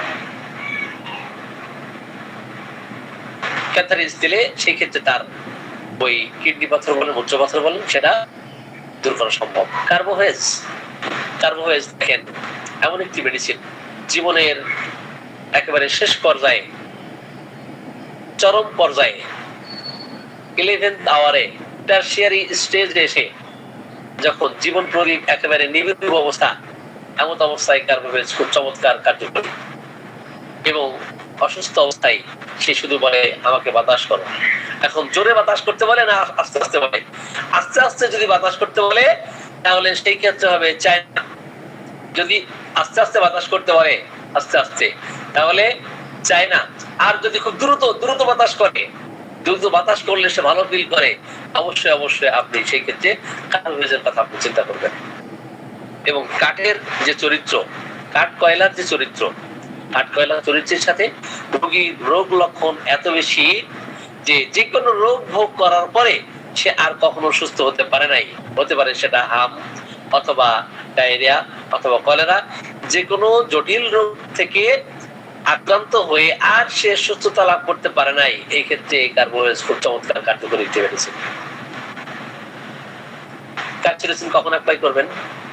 যদি কিনা আপনি দেখেন গান বাজনা, বাদ্য বাজনা, আপনি এটা টিভিতে হোক, মোবাইলে হোক, যে কোনো জায়গায় বাদ্য বাজনা হচ্ছে, গান বাজনা হচ্ছে, সেই তালে তালে, সেই ছন্দে ছন্দে, তালে তালে সে তাল উঠাতে থাকে, সেও তাল উঠাতে থাকে, আন্দোলিত করতে থাকে দেহটাকে, ছন্দ তুলতে থাকে, তার দেহটাকে আন্দোলিত করে, ছন্দ তুলে নাচতে থাকে। এমন অবস্থায় আপনি কার্সিনোসের কথা চিন্তা করবেন, যদি কিনা তার প্রচন্ড দয়া মায়া ভালোবাসা অতিরিক্ত বেশি থাকে, অতিরিক্ত, এবং সেই ক্ষেত্রে আপনার ক্যান্সারের হিস্ট্রি যদি থাকে, ক্যান্সারের হিস্ট্রি, অথবা শরীরে অসংখ্য তিল আছে, সেটা লাল লাল তিল, এক্ষেত্রে অবশ্যই আপনি কার্সিনোসের কথা চিন্তা করবেন। অতিরিক্ত কড়া শাসনের ফলে অসুস্থ হয়ে যাওয়া, সেটা পাগল হয়ে যেতে পারে। বংশে ক্যান্সারের হিস্ট্রি এবং পাগল হিস্ট্রি, বংশে যদি পাগল ইতিহাস পাওয়া যায় এবং ক্যান্সারের ইতিহাস পাওয়া যায়, সেক্ষেত্রে অতিরিক্ত কড়া শাসনের ফলে আপনার সন্তান পাগল হয়ে গেছে, আপনি কার্সিনোজেন ছাড়া অন্য কোনো মেডিসিন দিলে সেই রোগীকে আরোগ্য করা সম্ভব হবে না। সম্মানিত চিকিৎসক বৃন্দ, আমরা এখন কোষ্ঠিকাম সম্বন্ধে একটু আলোচনা করবো। সাপোজ করো বাতের ব্যথা হয়েছে, এখন এই বাতের ব্যথা এত বেশি, দীর্ঘদিন ব্যথার ওষুধ খাইতে খাইতে এটা অস্থির হয়ে গেছে এবং তার দুশ্চিন্তা, এই ব্যথা মনে হয় ভালো হবে না, গরম সেক দিলে ভালো লাগে। অপরদিকে সে দাঁড়িয়ে ছাড়া পায়খানা করতে পারে না, আপনি আর কোনো কথা জিজ্ঞেস করবেন না, জিজ্ঞেস না করে আপনি কোষ্ঠিকাম অ্যাপ্লাই করতে পারেন। যে দাঁড়িয়ে ছাড়া পায়খানা করতে পারে না, বাতের ব্যথায় আক্রান্ত, এই বাতের ব্যথার কারণে এত বেশি দুশ্চিন্তা, এত বেশি উৎকণ্ঠা, এত বেশি উদ্বিগ্নতা যে এটা মনে হয় ভালো হবে না, এবং প্রচন্ড তার বিদ্রোহ করার মনোভাব থাকে, তারা রেবেলিয়াস মাইন্ডেড হয়, ডিসপোজিশন টু কন্ট্রাডিক্ট, প্রতিবাদ করার, প্রতিকূল আচরণ করার যে প্রবণতা, এটা যদি আমরা দিতে পারি, অবশ্যই সেই ক্ষেত্রে কোষ্ঠিকাম অ্যাপ্লাই করব।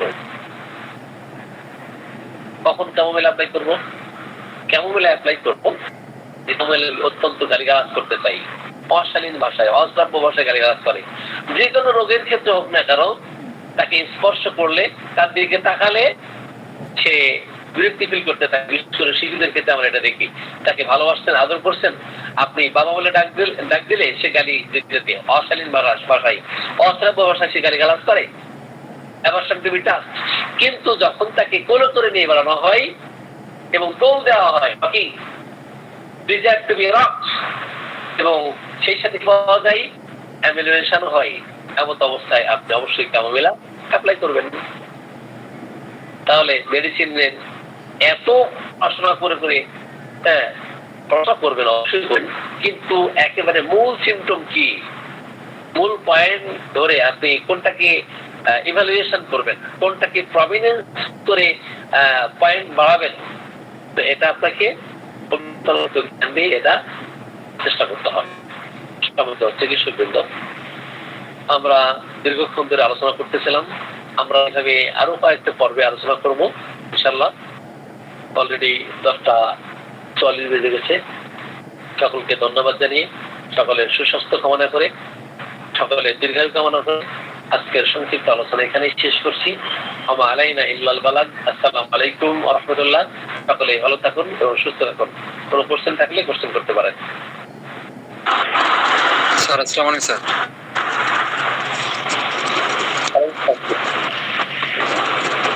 স্যার স্যার আজকে কি রিলিফ ডিউটি ছিল স্যার? আপনাদের আজকে গেছিলেন স্যার না গতকালকে স্যার?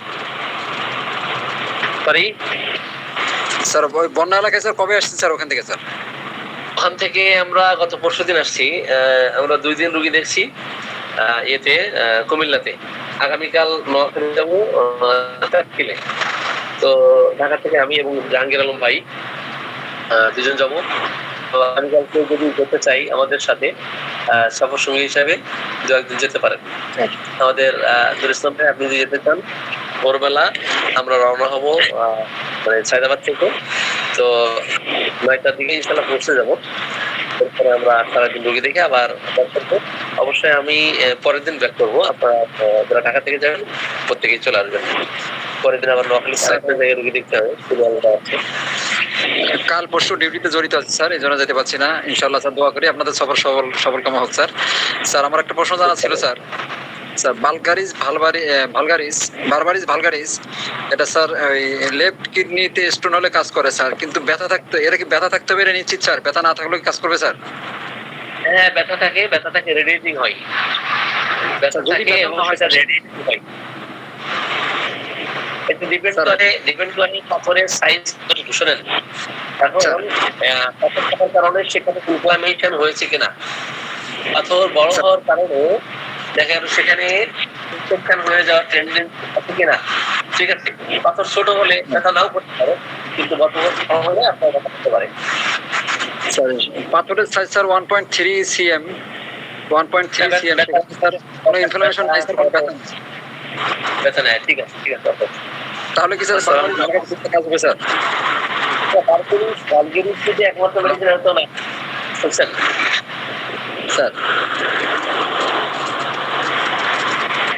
আসসালামু আলাইকুম স্যার, আমি আমাদের নোয়াখালীতে কোন স্যার আসবেন চিকিৎসার জন্য? আমি নোয়াখালীতে আছি, স্যারদের সাথে জয়েন করতে পারি? যদি নাম্বারটা একটু দিতেন তাহলে যোগাযোগ করি ইনশাআল্লাহ আপনাদের সাথে। আমি চাটখিল আপনার হাটপুকুরিয়া, চাটখিল হাটপুকুরিয়া প্রাথমিক বিদ্যালয় ঠিকানা দেওয়া আছে। আমি একটু এই করি, দেখেন, শেয়ার করি।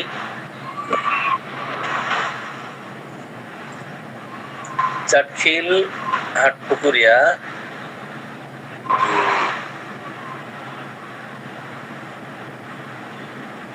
এই দেখেন। হ্যাঁ, দেখা যায়।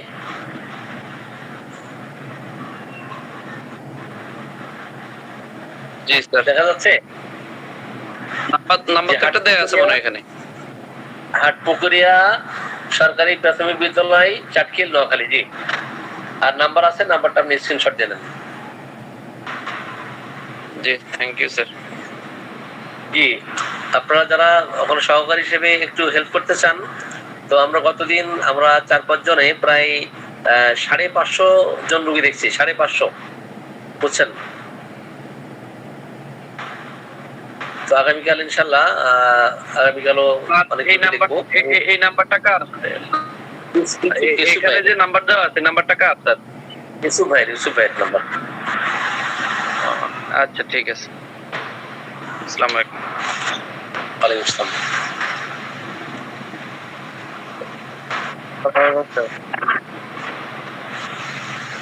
জি, রতনদা, আপনি বলবেন?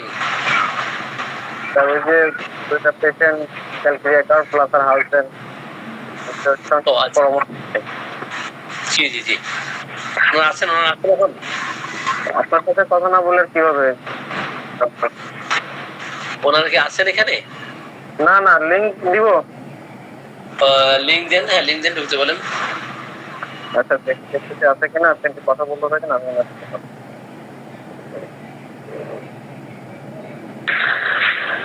স্যার আপনারা যে এত পরিশ্রম করে আসলেন স্যার, সার্বিক পরিস্থিতি পজিটিভ নেগেটিভ আমরা শুনতে পাচ্ছি না।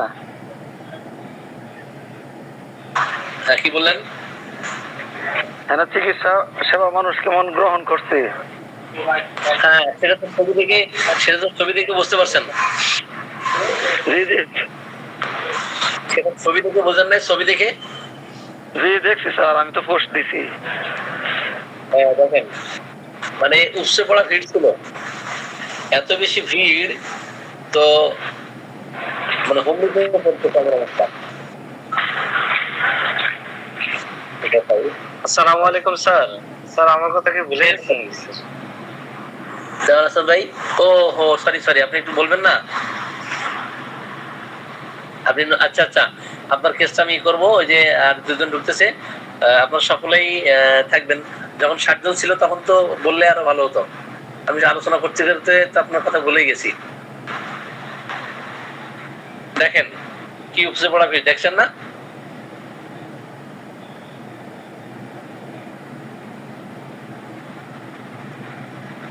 আমরা টোটালে প্রায় সবাই মিলে 550 রোগী দেখছি। স্যার ফেসবুকে দেখছি স্যার, ফেসবুকে পাইছিলাম স্যার লিংক স্যার। স্যার অবস্থান কয়দিন করছিলেন স্যার? স্যার আমাদের সেশন আচ্ছা দেওয়ান আহমদ ভাইয়ের আমরা কেসটা করবো, প্রথম দুজন পেশেন্টের পরামর্শ দিয়ে। দেওয়ান আহমদ ভাই আপনার কেসটা জটিল, শুনতে পাচ্ছেন? হ্যাঁ আসতে পারেন।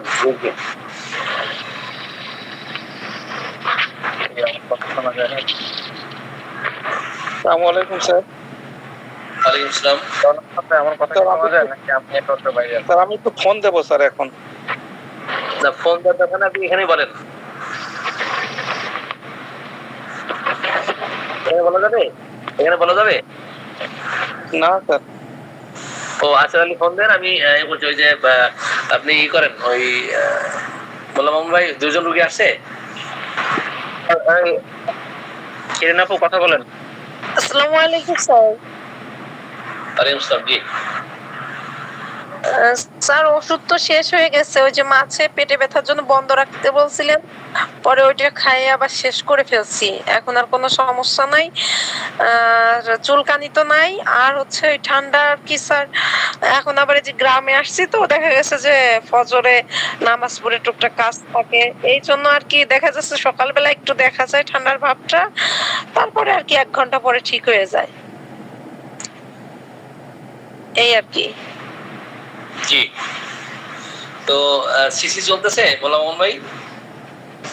স্যার CC7 4 দিন দিয়ে তারপরে তো PL চললো অনেকদিন, এরপরে আবার এই যে এই PL 15 দিন চলার আগে CC ওই 7 ওই চারটা আবার মানে 4 ডোজ দিয়ে বাকি ছিল না, ওই 4টা আবার দেওয়া হয়েছিল। অর্থাৎ CC7 8 বার খাওয়া হয়েছে।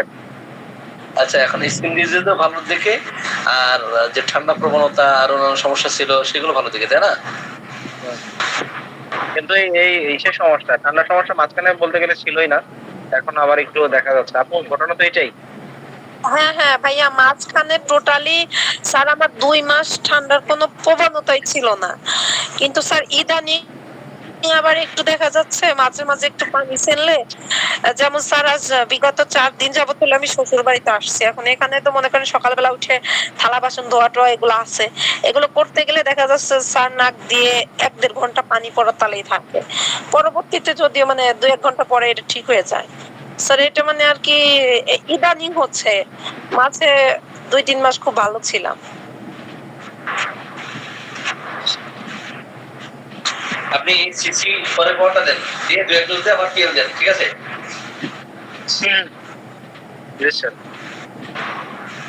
আর যে হাতের যে এইগুলো ছিল ইনজেকশন কতটা দিয়ে এগুলো সব ভালো হয়েছে। জি যেমন জি স্যার। আপনি ভিডিও আপু পরে কথা বলবে। না Sorry? ভাইয়া ও ঘুমাই গেছে।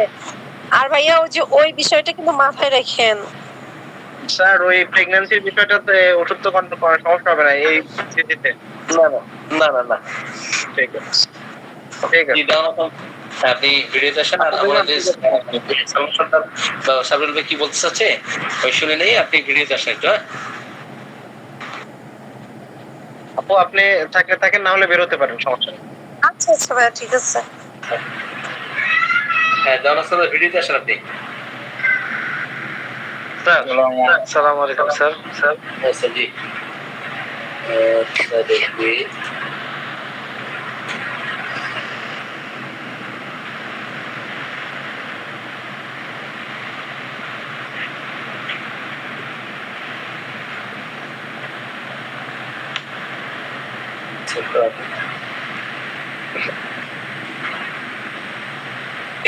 দেখি একটু সময়টা কম দিয়ে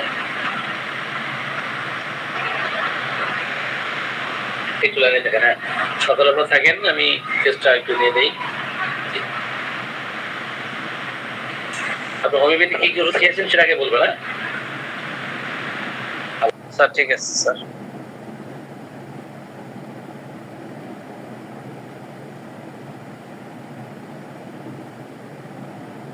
স্যার বলবো, শুরু করবো স্যার?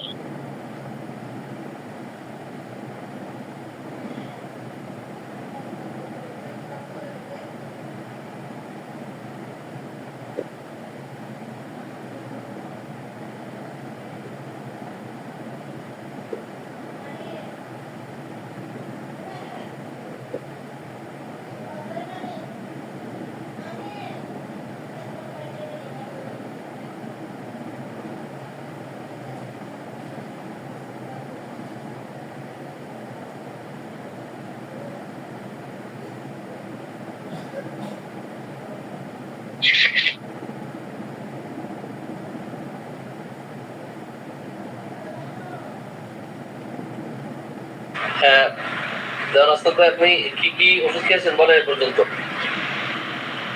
স্যার প্রথমে খেয়েছি রাস্টক স্যার, তারপরে ব্রাইনিয়া খেয়েছি, ব্রাইনিয়ার পরে স্যার খেয়েছি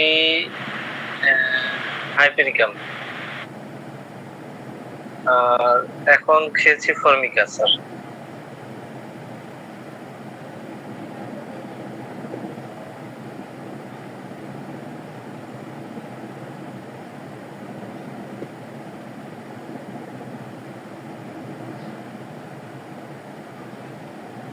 স্যার মাঝখানে স্যার আমি ব্যথায় সহ্য করতে না পেরে স্যার এলোপ্যাথি ওষুধ খেয়েছি 2-3 দিন স্যার।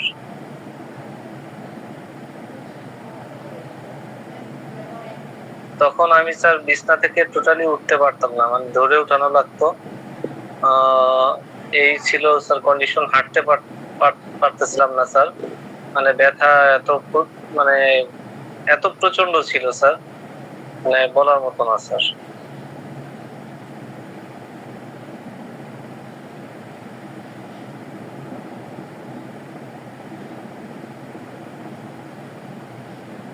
পেইন কিলার খেতে হয়েছে স্যার।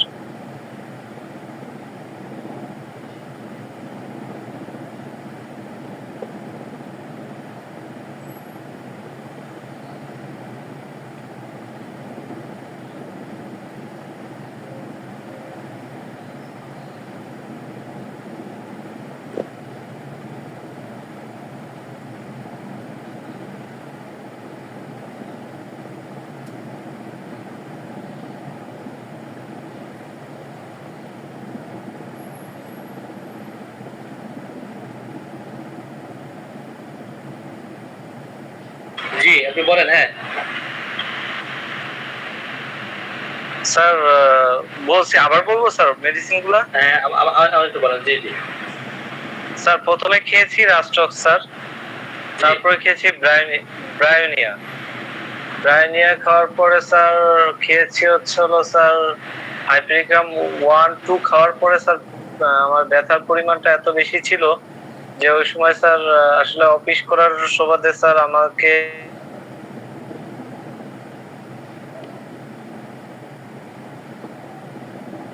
সিএমএস এ ডাক্তার দেখাইতে হয়েছে, না হলে তো স্যার ডিসপোজ হবে না, বা ডাক্তার যদি লিভ না রাখে সেই ক্ষেত্রে স্যার মানে ছুটি না দেয় সেই ক্ষেত্রে স্যার অফিস কন্টিনিউ করতে হয়। সেই সুবাদে স্যার ব্যথা প্রচন্ড ছিল, আমি সিএমএস এ গেলে পারে ডাক্তার আমার সিমটম শুনে স্যার আমাকে এমআরআই করতে দেয়।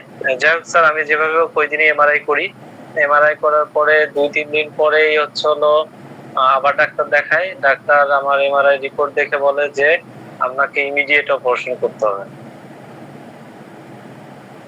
আমাকে কাছে ডেকে স্যার আমার ফিল্মের দেখায় যে আপনার এই দুইটা জায়গায় এরকম মানে মানে আমার লেফট সাইডটা বেশি ন্যারো হয়ে গেছে স্যার, C4 এবং 5, এবং সাথে হচ্ছে হলো স্যার হচ্ছে হলো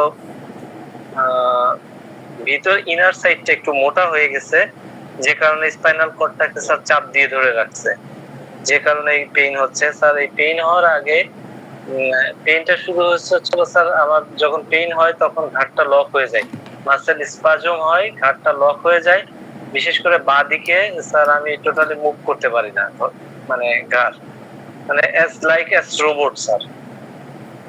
তারপরে স্যার এত বেশি ব্যথা ছিল যে আমি যে কারণে 3 দিনের মতো স্যার আমাকে পেইন কিলার খাইতে হয়েছে। তারপর হচ্ছে স্যার একটু ব্যথা কমলে আমি আবার হাইপেরিকাম খাওয়া শুরু করছি, 3, 4, 5 খাওয়ার পরে এখন স্যার ফর্মিকা 2 খেয়েছি 3 খেয়েছি, এই হচ্ছিল সিচুয়েশন। আপনার প্রথমে এটা হিস্ট্রিটা কিভাবে হয় একটু রিসার্চ বলেন, এই হিস্ট্রিটা বলেন স্যার। হিস্ট্রিটা হচ্ছে 2006 সালে স্যার আমি যখন স্যার মিলিটারি ট্রেনিং করি তখন হচ্ছে স্যার মানে বিচে বন্ধু বান্ধবের সাথে মজা করতে যে মানে আমরা তো কন্টিনিউ রুলিং দিতাম বা ডিগবাজি দিতাম স্যার, এটা করতে যে আমি পড়ে যাই স্যার, পড়ে যাই আমার হাত ডিগবাজির দিকে পড়ে যান। আচ্ছা আচ্ছা, হ্যাঁ হ্যাঁ হ্যাঁ পড়ে যায়, মানে পড়ে যায় বলতে কি স্যার বালু যে ভিজা বালু যে এত শক্ত আমি আসলে এতটা রিয়েলাইজ করতে পারিনি, মানে এত জোরে লাগে যে মানে শূন্যের উপর মানুষ একটা মানে উল্টা ভাবে মাথা যেমন যেমনি পড়ে এরকম মানে পড়ছি, পড়ার পরে সাথে সাথে মাথাটা কিভাবে লাগছে? হ্যাঁ, মাথাটা কিভাবে পড়ছে স্যার একদম সোজা, মানে উপর থেকে একটা মানুষের ছেড়ে দিলে মাথা যেভাবে পড়ে এরকম আর কি। বলেন। তারপরে এরকম পড়ার সাথে সাথে স্যার সাথে সাথে একদম পড়ার সাথে সাথে মানে একটু আমার কাছে মনে হলো যে পৃথিবীতে আমি আর নাই, মানে আমার পুরা 2টা হাত মানে অবসর মতো মানে ঝিঝি ধরলে যেরকম 2টা হাতই একদম সেম মানে হয়ে গেল, মানে প্যারালাইটিক কন্ডিশনের মতো, মানে আমার হাত একটু কিছুটা বাঁকা হয়ে গেল আঙ্গুলগুলা। পরে আমার এক কোচমেট ছিল, ও বুঝতে পেরে স্যার আমার হাতটা টেনে টুনে দিল, পরে বিচে ওই সময় আর ওয়েট না করে আমি ব্যাক করে চলে আসলাম আমার ব্যারাকে। কিন্তু এই ব্যথাটা স্যার আমার 2 দিন ছিল, বিশেষ করে 2 তর্জনী স্যার এর ভিতরে মানে চিন করতো, মানে অবশ্য জয়েন্ট আছে না, আর এই যে জয়েন্ট, এই জয়েন্টে ইনজুরি স্যার। তো আপনি ওষুধ খেয়েছেন ব্রায়োনিয়া, ওষুধ খেয়েছেন ব্রায়োনিয়া, ওষুধ খেয়েছেন রাস্টক্স, ওষুধ খেয়েছেন ফার্মিকা আলফা স্যার। স্যার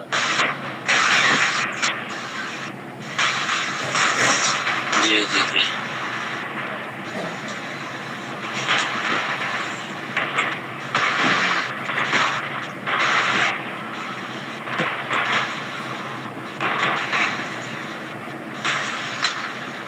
আচ্ছা দেখি,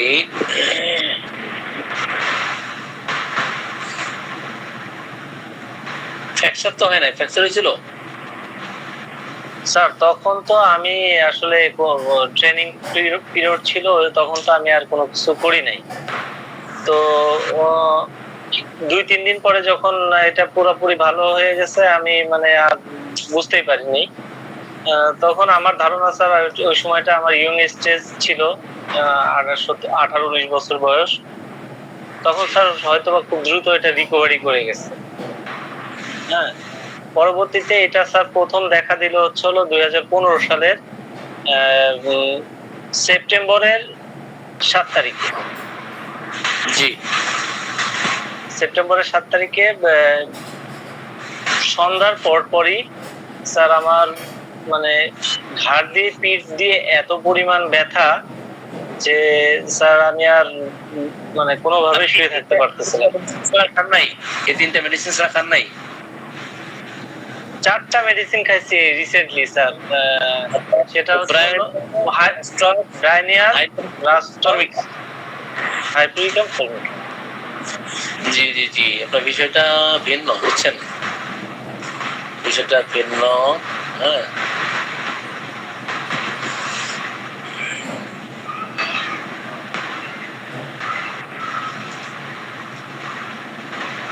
এখন ঘাড়ে ঘাড়ে ব্যথা করে বেশি, তাই না? স্যার ঘাড়ে ব্যথা করে না, আমার ব্যথা হচ্ছিল হাতে স্যার, পুরা হাত মানে মাঝখানে স্যার পুরো হাত অবসর মতো সেন্সেশন ছিল, আর পিছনের এই ব্যাক সাইডে আমি হাত দিলে পারে স্যার আমি বুঝতাম যে আমি গরম গরম সেক দিলে গরম সেক দিলে ভালো লাগে স্যার। সুন্দর একটা পয়েন্ট এটা। এত বড় বড় ডাক্তার ওষুধ দিচ্ছে, কাজ হয় না আপনার? হ্যাঁ?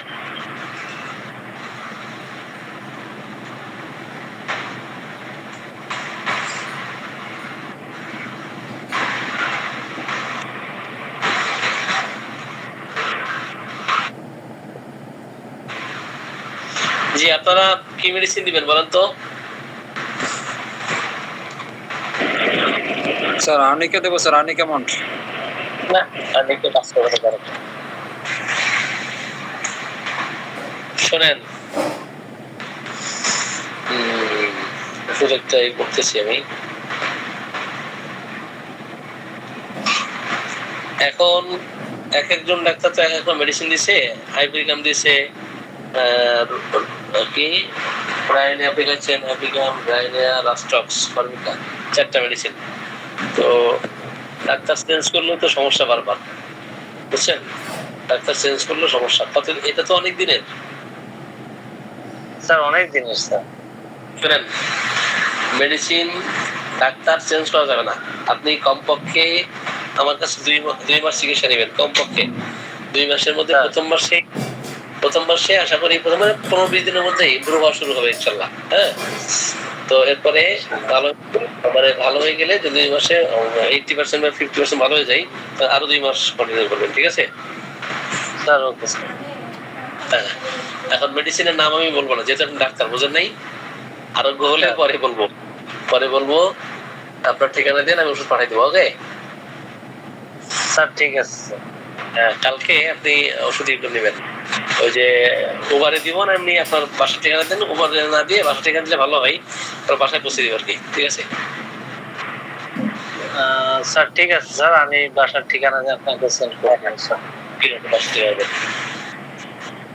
Sir okay sir. আসসালামু আলাইকুম স্যার। আচ্ছা, জি বলেন। স্যার আমাদের জন্য কি হবে স্যার? পিছন থেকে স্লাইডটা দেওয়া যাবে না স্যার? পিছনের থেকে স্লাইড না, তো বলবো এটা 15-20 দিনের মধ্যে আমি রেজাল্ট এগুলো বলবো ইনশাল্লাহ। এটা খুব চ্যালেঞ্জিং হিসেবে আমি করবো। আমরা অনেক এই ধরনের জটিল কেস আমরা চ্যালেঞ্জ হিসেবে নেই, ঠিক আছে? এর মধ্যে বড় বড় ডাক্তার সব চিকিৎসা দিয়ে ফেলছে। হ্যাঁ, এখন আমি বয়সও ছোট, ঠিক আছে? তো সেই হিসেবে আমি একটু চিকিৎসা করে থাকি। ইনশাআল্লাহ সেরা তো যাবে স্যার। ইনশাল্লাহ। স্যার ঠিক আছে স্যার, আমি আমার বাসার ঠিকানা স্যার আমি কি করে দিব স্যার। সঠিক মেডিসিন পরে নাই। হ্যাঁ, সঠিক মেডিসিন পরে নাই।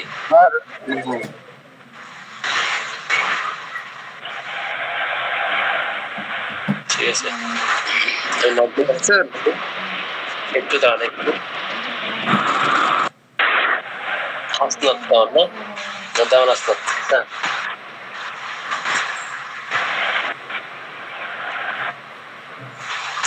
হাসনাত ফরিদপুর না? Sir Faridpur sir.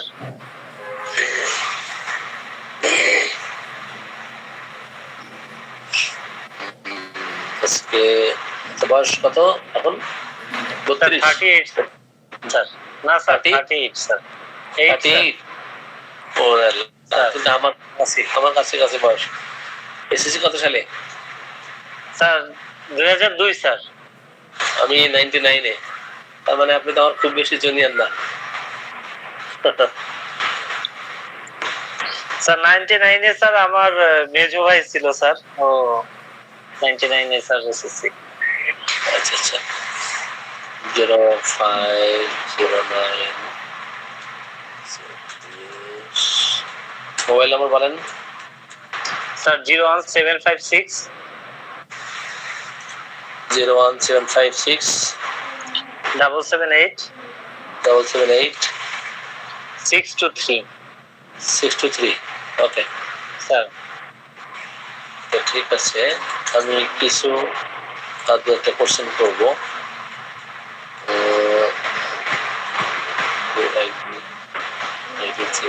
চার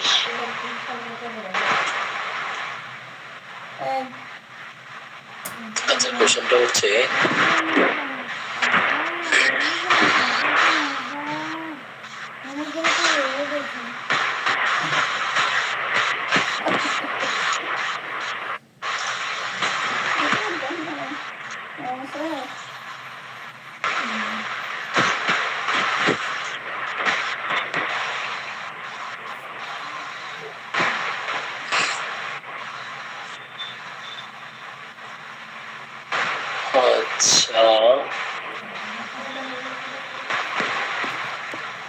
আচ্ছা আচ্ছা, হাত ব্যথাটা যে করে এটা মুভমেন্ট করলে ভালো লাগে?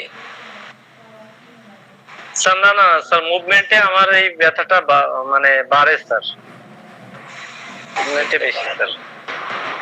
চুপচাপ থাকলে পারে স্যার ব্যথা কম করে। প্রথম চুপচাপ মুভমেন্ট করলে কেমন লাগে? কন্টিনিউ মুভমেন্ট করলে কেমন লাগে? স্যার কন্টিনিউ মুভমেন্ট করলেও ব্যথা।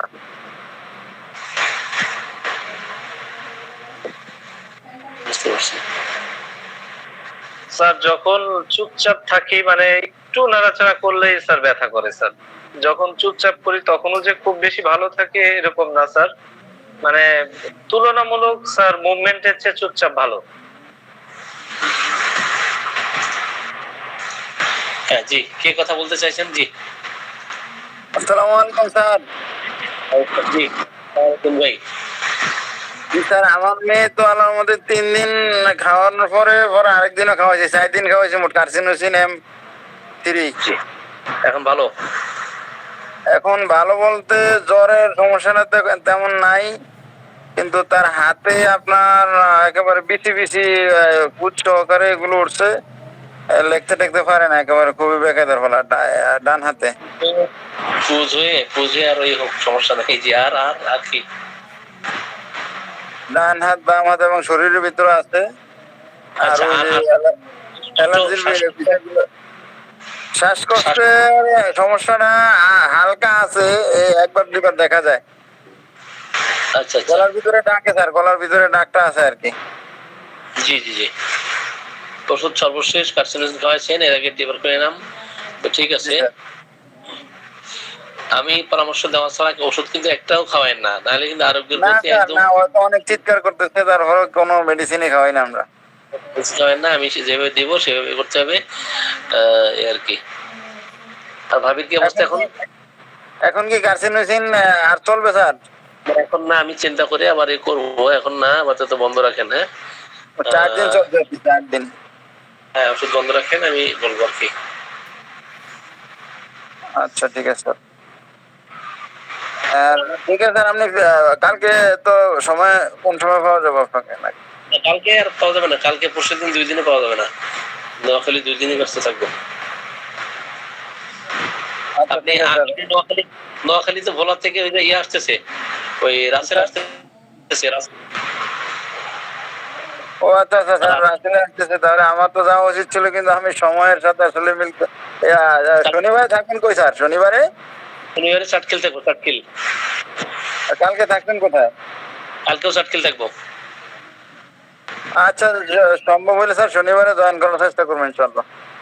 শনিবারে ওই যে ভিজিটের রোগীগুলো দেখবো, আর কালকে বন্যা কবলিত এলাকায় ওটা ফ্রি ক্যাম্পেইন আর কি। স্যার কোন রাসেল ভাইয়ের কথা বলছেন স্যার? রানীগঞ্জের? না না, হচ্ছে বলার, আপনি রাষ্ট্রের সাথে যোগাযোগ করেন, যদি কালকে আসতে পারেন ভালো হবে আর কি। আসসালামু আলাইকুম স্যার। আচ্ছা জি, কেমন আছেন স্যার? আছি আলহামদুলিল্লাহ। আরিফ মাওলা ভাই ভালো আছেন? হ্যাঁ, কি অবস্থা? আরে মাকে একটু দেখাইতাম, এখন কি সুযোগ হবে? দেখান, বলেন।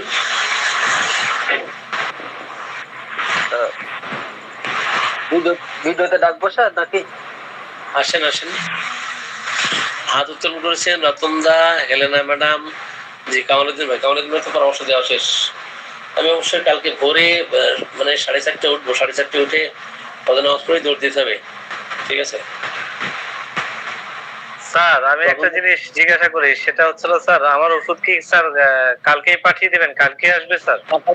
কালকে, হ্যাঁ কালকে কালকে পাঠাই দিব। স্যার ঠিক আছে স্যার, তাহলে স্যার মানে আমি বাসায় থাকবো স্যার, কারণ আমার ফ্যামিলি ইসে নাই। সেক্ষেত্রে স্যার মানে একটু ঝামেলা হয়ে যাবে যদি আমি বাইরে বাইরে বেরোই। আমি কালকে আচ্ছা, আপনি ফোন অনুশীলন, দিবে। স্যার আমি কালকে অনুশীলন ক্লাসে যেতে চেয়েছিলাম, তাহলে যাবো। ক্লাসে গেলে, অনুশীলন ক্লাসে গেলে আমার সহকারী মেডিসিন অথবা ওই যে হ্যাঁ ওই সহকারীর কাছে ফোনে কন্ট্যাক্ট করে নিয়ে নেন, ঠিক আছে? স্যার ঠিক আছে স্যার, তাহলে তাকে বলেন স্যার সে মুভ করার আগে আমাকে একটা ফোন দিলে হবে স্যার। তাহলে স্যার এত দূর আসতে হবে না, কারণ অল্প একটু আসলে বা আমি একটু আগায় যাই নিয়ে নিতে পারবো। Yes yes. আমি মানে ওই যে এসেছেন ওই মানিকনগর মডেল হাই স্কুলের সামনে আসলে ওই যে নতুন যে চেম্বার, ওটা ওই করি নাই, ওই যে ওনার ডেকোরেশন শেষ হয় না তো উঠতে পারি নাই। ওই ওখানে আপনার চেম্বার কোনটা ওটা দেখাই দিবে আর কি, দেখাই দিবে আর ওটা দিয়ে দিবে, ঠিক আছে? স্যার ঠিক আছে স্যার, এসে আমি তাহলে ওনার নাম্বারটা দিলে আমি ওনার সাথে একটু যোগাযোগ করে নিলাম স্যার। জি জি, পাবেন আপনি, নাম্বার দিয়ে দেবো। স্যার ঠিক আছে স্যার, স্যার ঠিক আছে স্যার। জি। স্যার হেলেনা ম্যাডাম কিছু বলবেন? রতন দা কিছু বলবেন? আসসালামু আলাইকুম স্যার। আচ্ছা, জি ভালো আছেন স্যার? আছি আলহামদুলিল্লাহ, ভালো আছেন? হ্যাঁ আলহামদুলিল্লাহ। স্যার আমার 4 বছর পর্যন্ত কাশি, মানে ফুসফুসে কাশি, গরম লাগলে প্রচুর কাশি হয়, ঠান্ডা পানি খাইলে কোনো হয় না, মূলত গরম পানি খাইলে মনে হয় একটু উপশম হয়।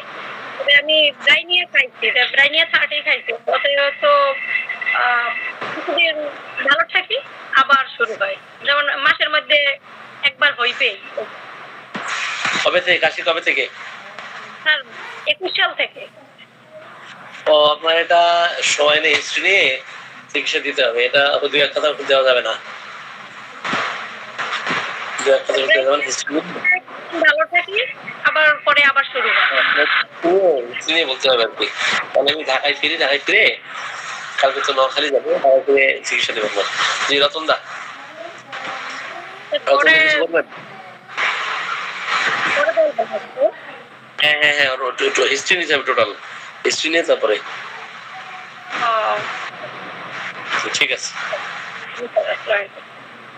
ওকে। আচ্ছা, এই বলেন, আরিফ মাওলা ভাই বলেন। আরিফ মাওলা ভাই বলেন। জি স্যার। আগারি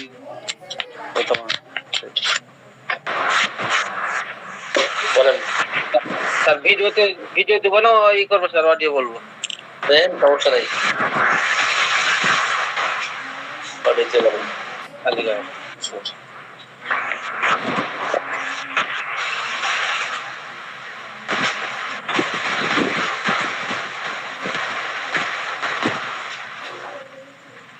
আসসালামু আলাইকুম। কি করো?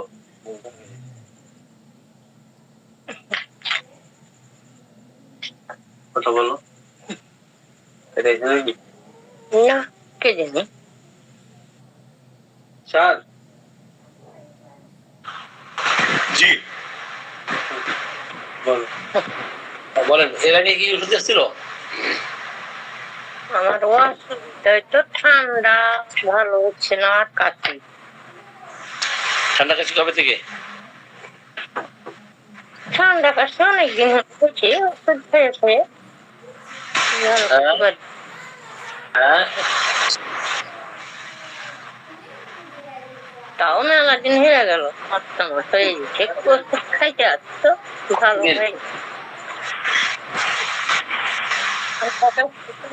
হয়েছে। সরি, কাশি ভালো। কতদিন হয়েছে? 5-6 মাস হয়ে যাবে। 5-6 মাস। এর মধ্যে ওষুধ খেয়েছেন? ওষুধ খাইছি, আপনার গুলো খায়? আপনার একবার খেয়েছি, অ্যালোপ্যাথি খেয়েছি। ও,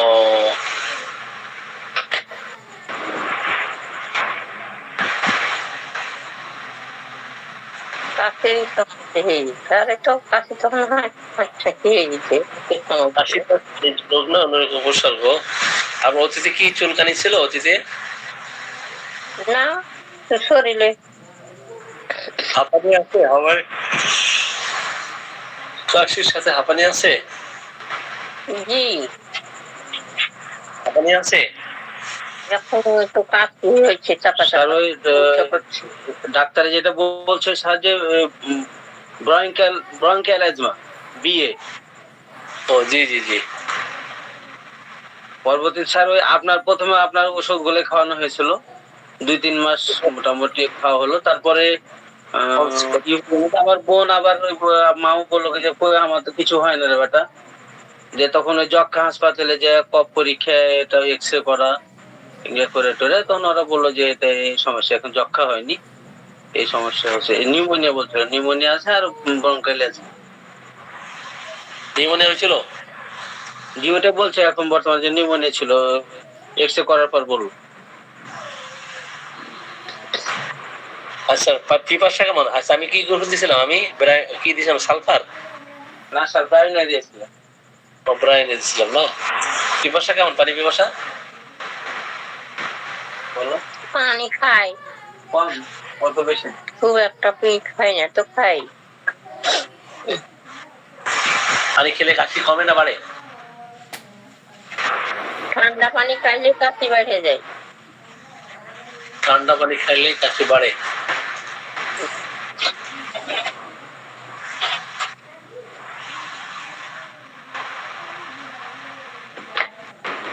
ঠান্ডা পানি, কোল্ড ড্রিঙ্কস, কফ।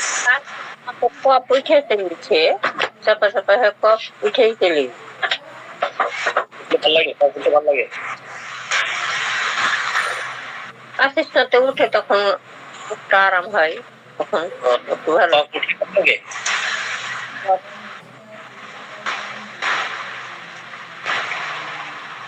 কফ উঠলে ভালো লাগে?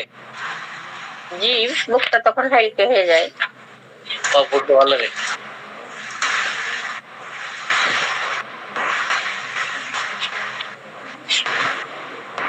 আর কি হয়েছে না? এটাই সমস্যা এখন। কফটা কি ঘর ঘর হড়হড় শব্দ হয় না কি? হয় মাঝে মাঝে ঘর ঘর করছে, টুটির গুঁড়া কেটে তো ফেলছে, তখন আরাম হয়েছে। ঘর ঘর শব্দ হয়? তো আবার একটা শব্দ করে পকো করে আবার ঘর ঘর শব্দ হয়েছে এখন, যে কাশি উঠে যায়। ঘর ঘর শব্দ হয়?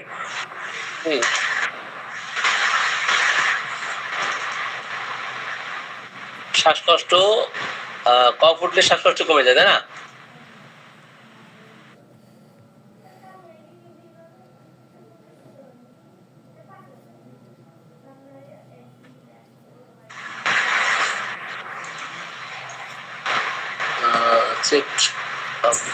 কিন্তু কফ যদি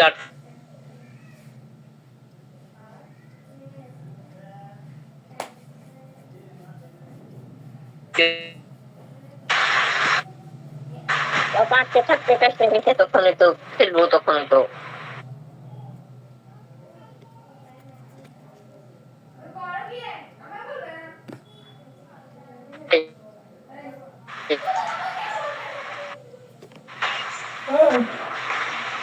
ডান পাশে শুইলে একটু ভালো লাগে কিনা?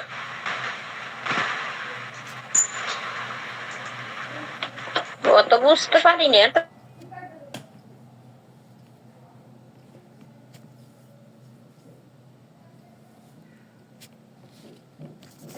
শীতে শুকলে তো বেশি কাশি হয়। শীতে শুলে বেশি হয়?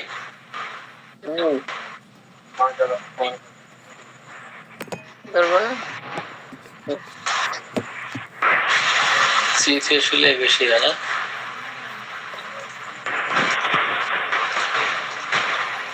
আমার বংশেরও সমস্যা, জি, সমস্যা সরি মাঞ্জা মানে টান পাখানটা বেশি সমস্যা। হাঁটতে হাঁটতে যে ব্যথা হয়ে গেছে, তখন আর হাঁটতে পারছি না। চিত শুলে কাশি বেশি বাড়ে, চিতে শুলে?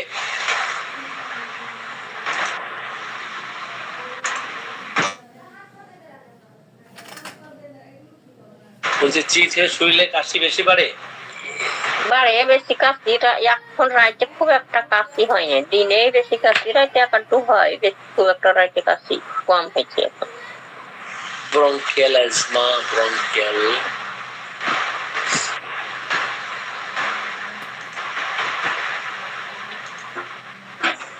গোসল করতে ইচ্ছা হয় কেন? গোসল করতে গোসল করি ডেলি। গোসল করতে ইচ্ছা হয় কিনা? কম হয় স্যার। ইচ্ছা হয় তখন, আজকে একটু গোসলি, ঠান্ডা ঠান্ডা লাগে, একটু গোসলি করলাম। একা একা থাকতে ভালো লাগে?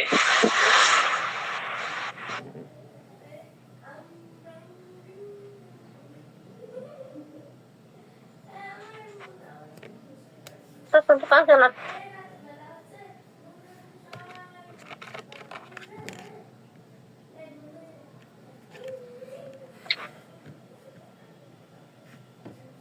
হয়েছে বুক ঠান্ডা হয়েছে,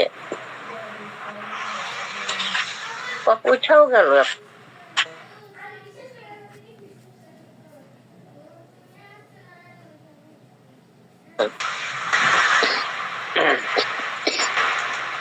পরিমাণে অল্প ওঠে? অল্প কাশির পরিমাণ কেমন বলছে? এখন কাশি অল্প উঠতে বেশি ওঠে? এখন একটু কমেছে। কফ কি অল্প ওঠে না বেশি ওঠে? চাপা চাপা হয়ে উঠে যায় যখন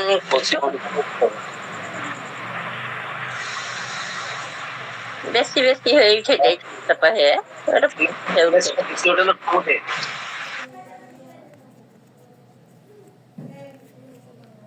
তার কয়েকদিন আপনার কফের সাথে একটু ব্লাড আসছিল।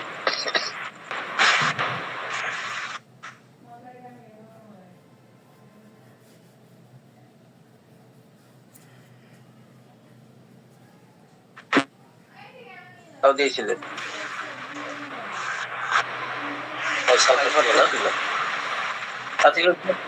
কমছিল হয়নি,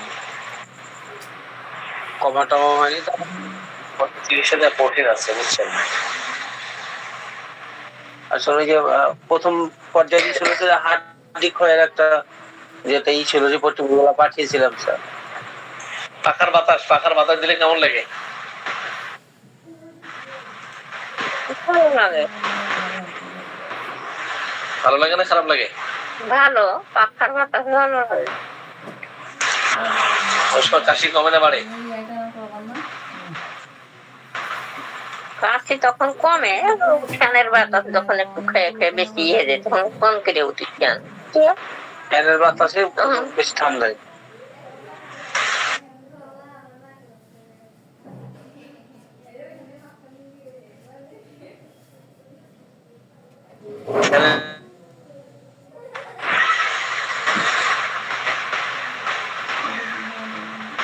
শুনতে পাচ্ছেন? জি। এখন তো আমার লেট হয়েছে, কাল ভোরে উঠতে হবে।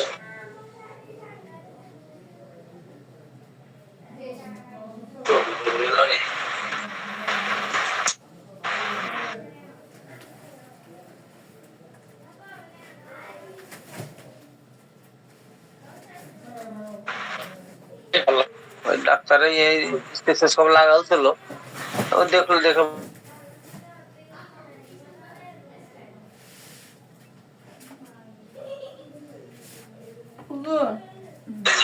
মশার কয়েল আছে, একটা মশার কয়েল জ্বালান তো।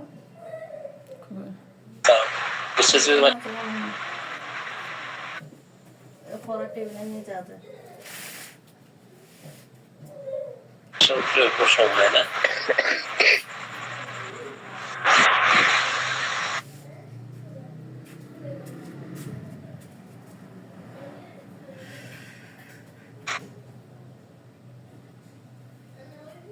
পানি নাড়াচাড়া করলে বাড়ি। জি কয়লা আছে তো প্যাকেটে।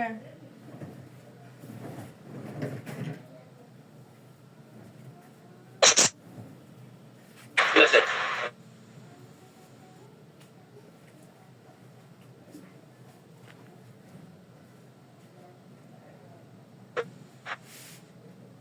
সন্ধ্যায়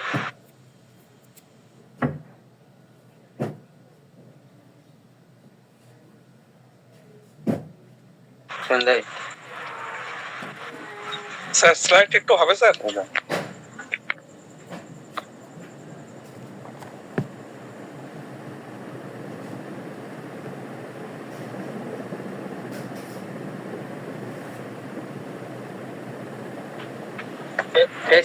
ওকে ঠিক আছে স্যার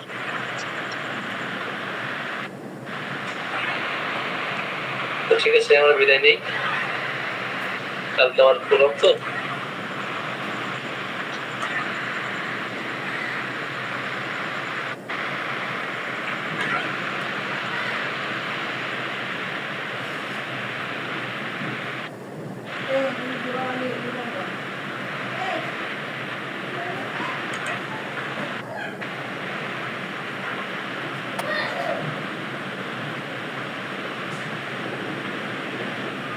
জি ঠিক আছে বিদায়।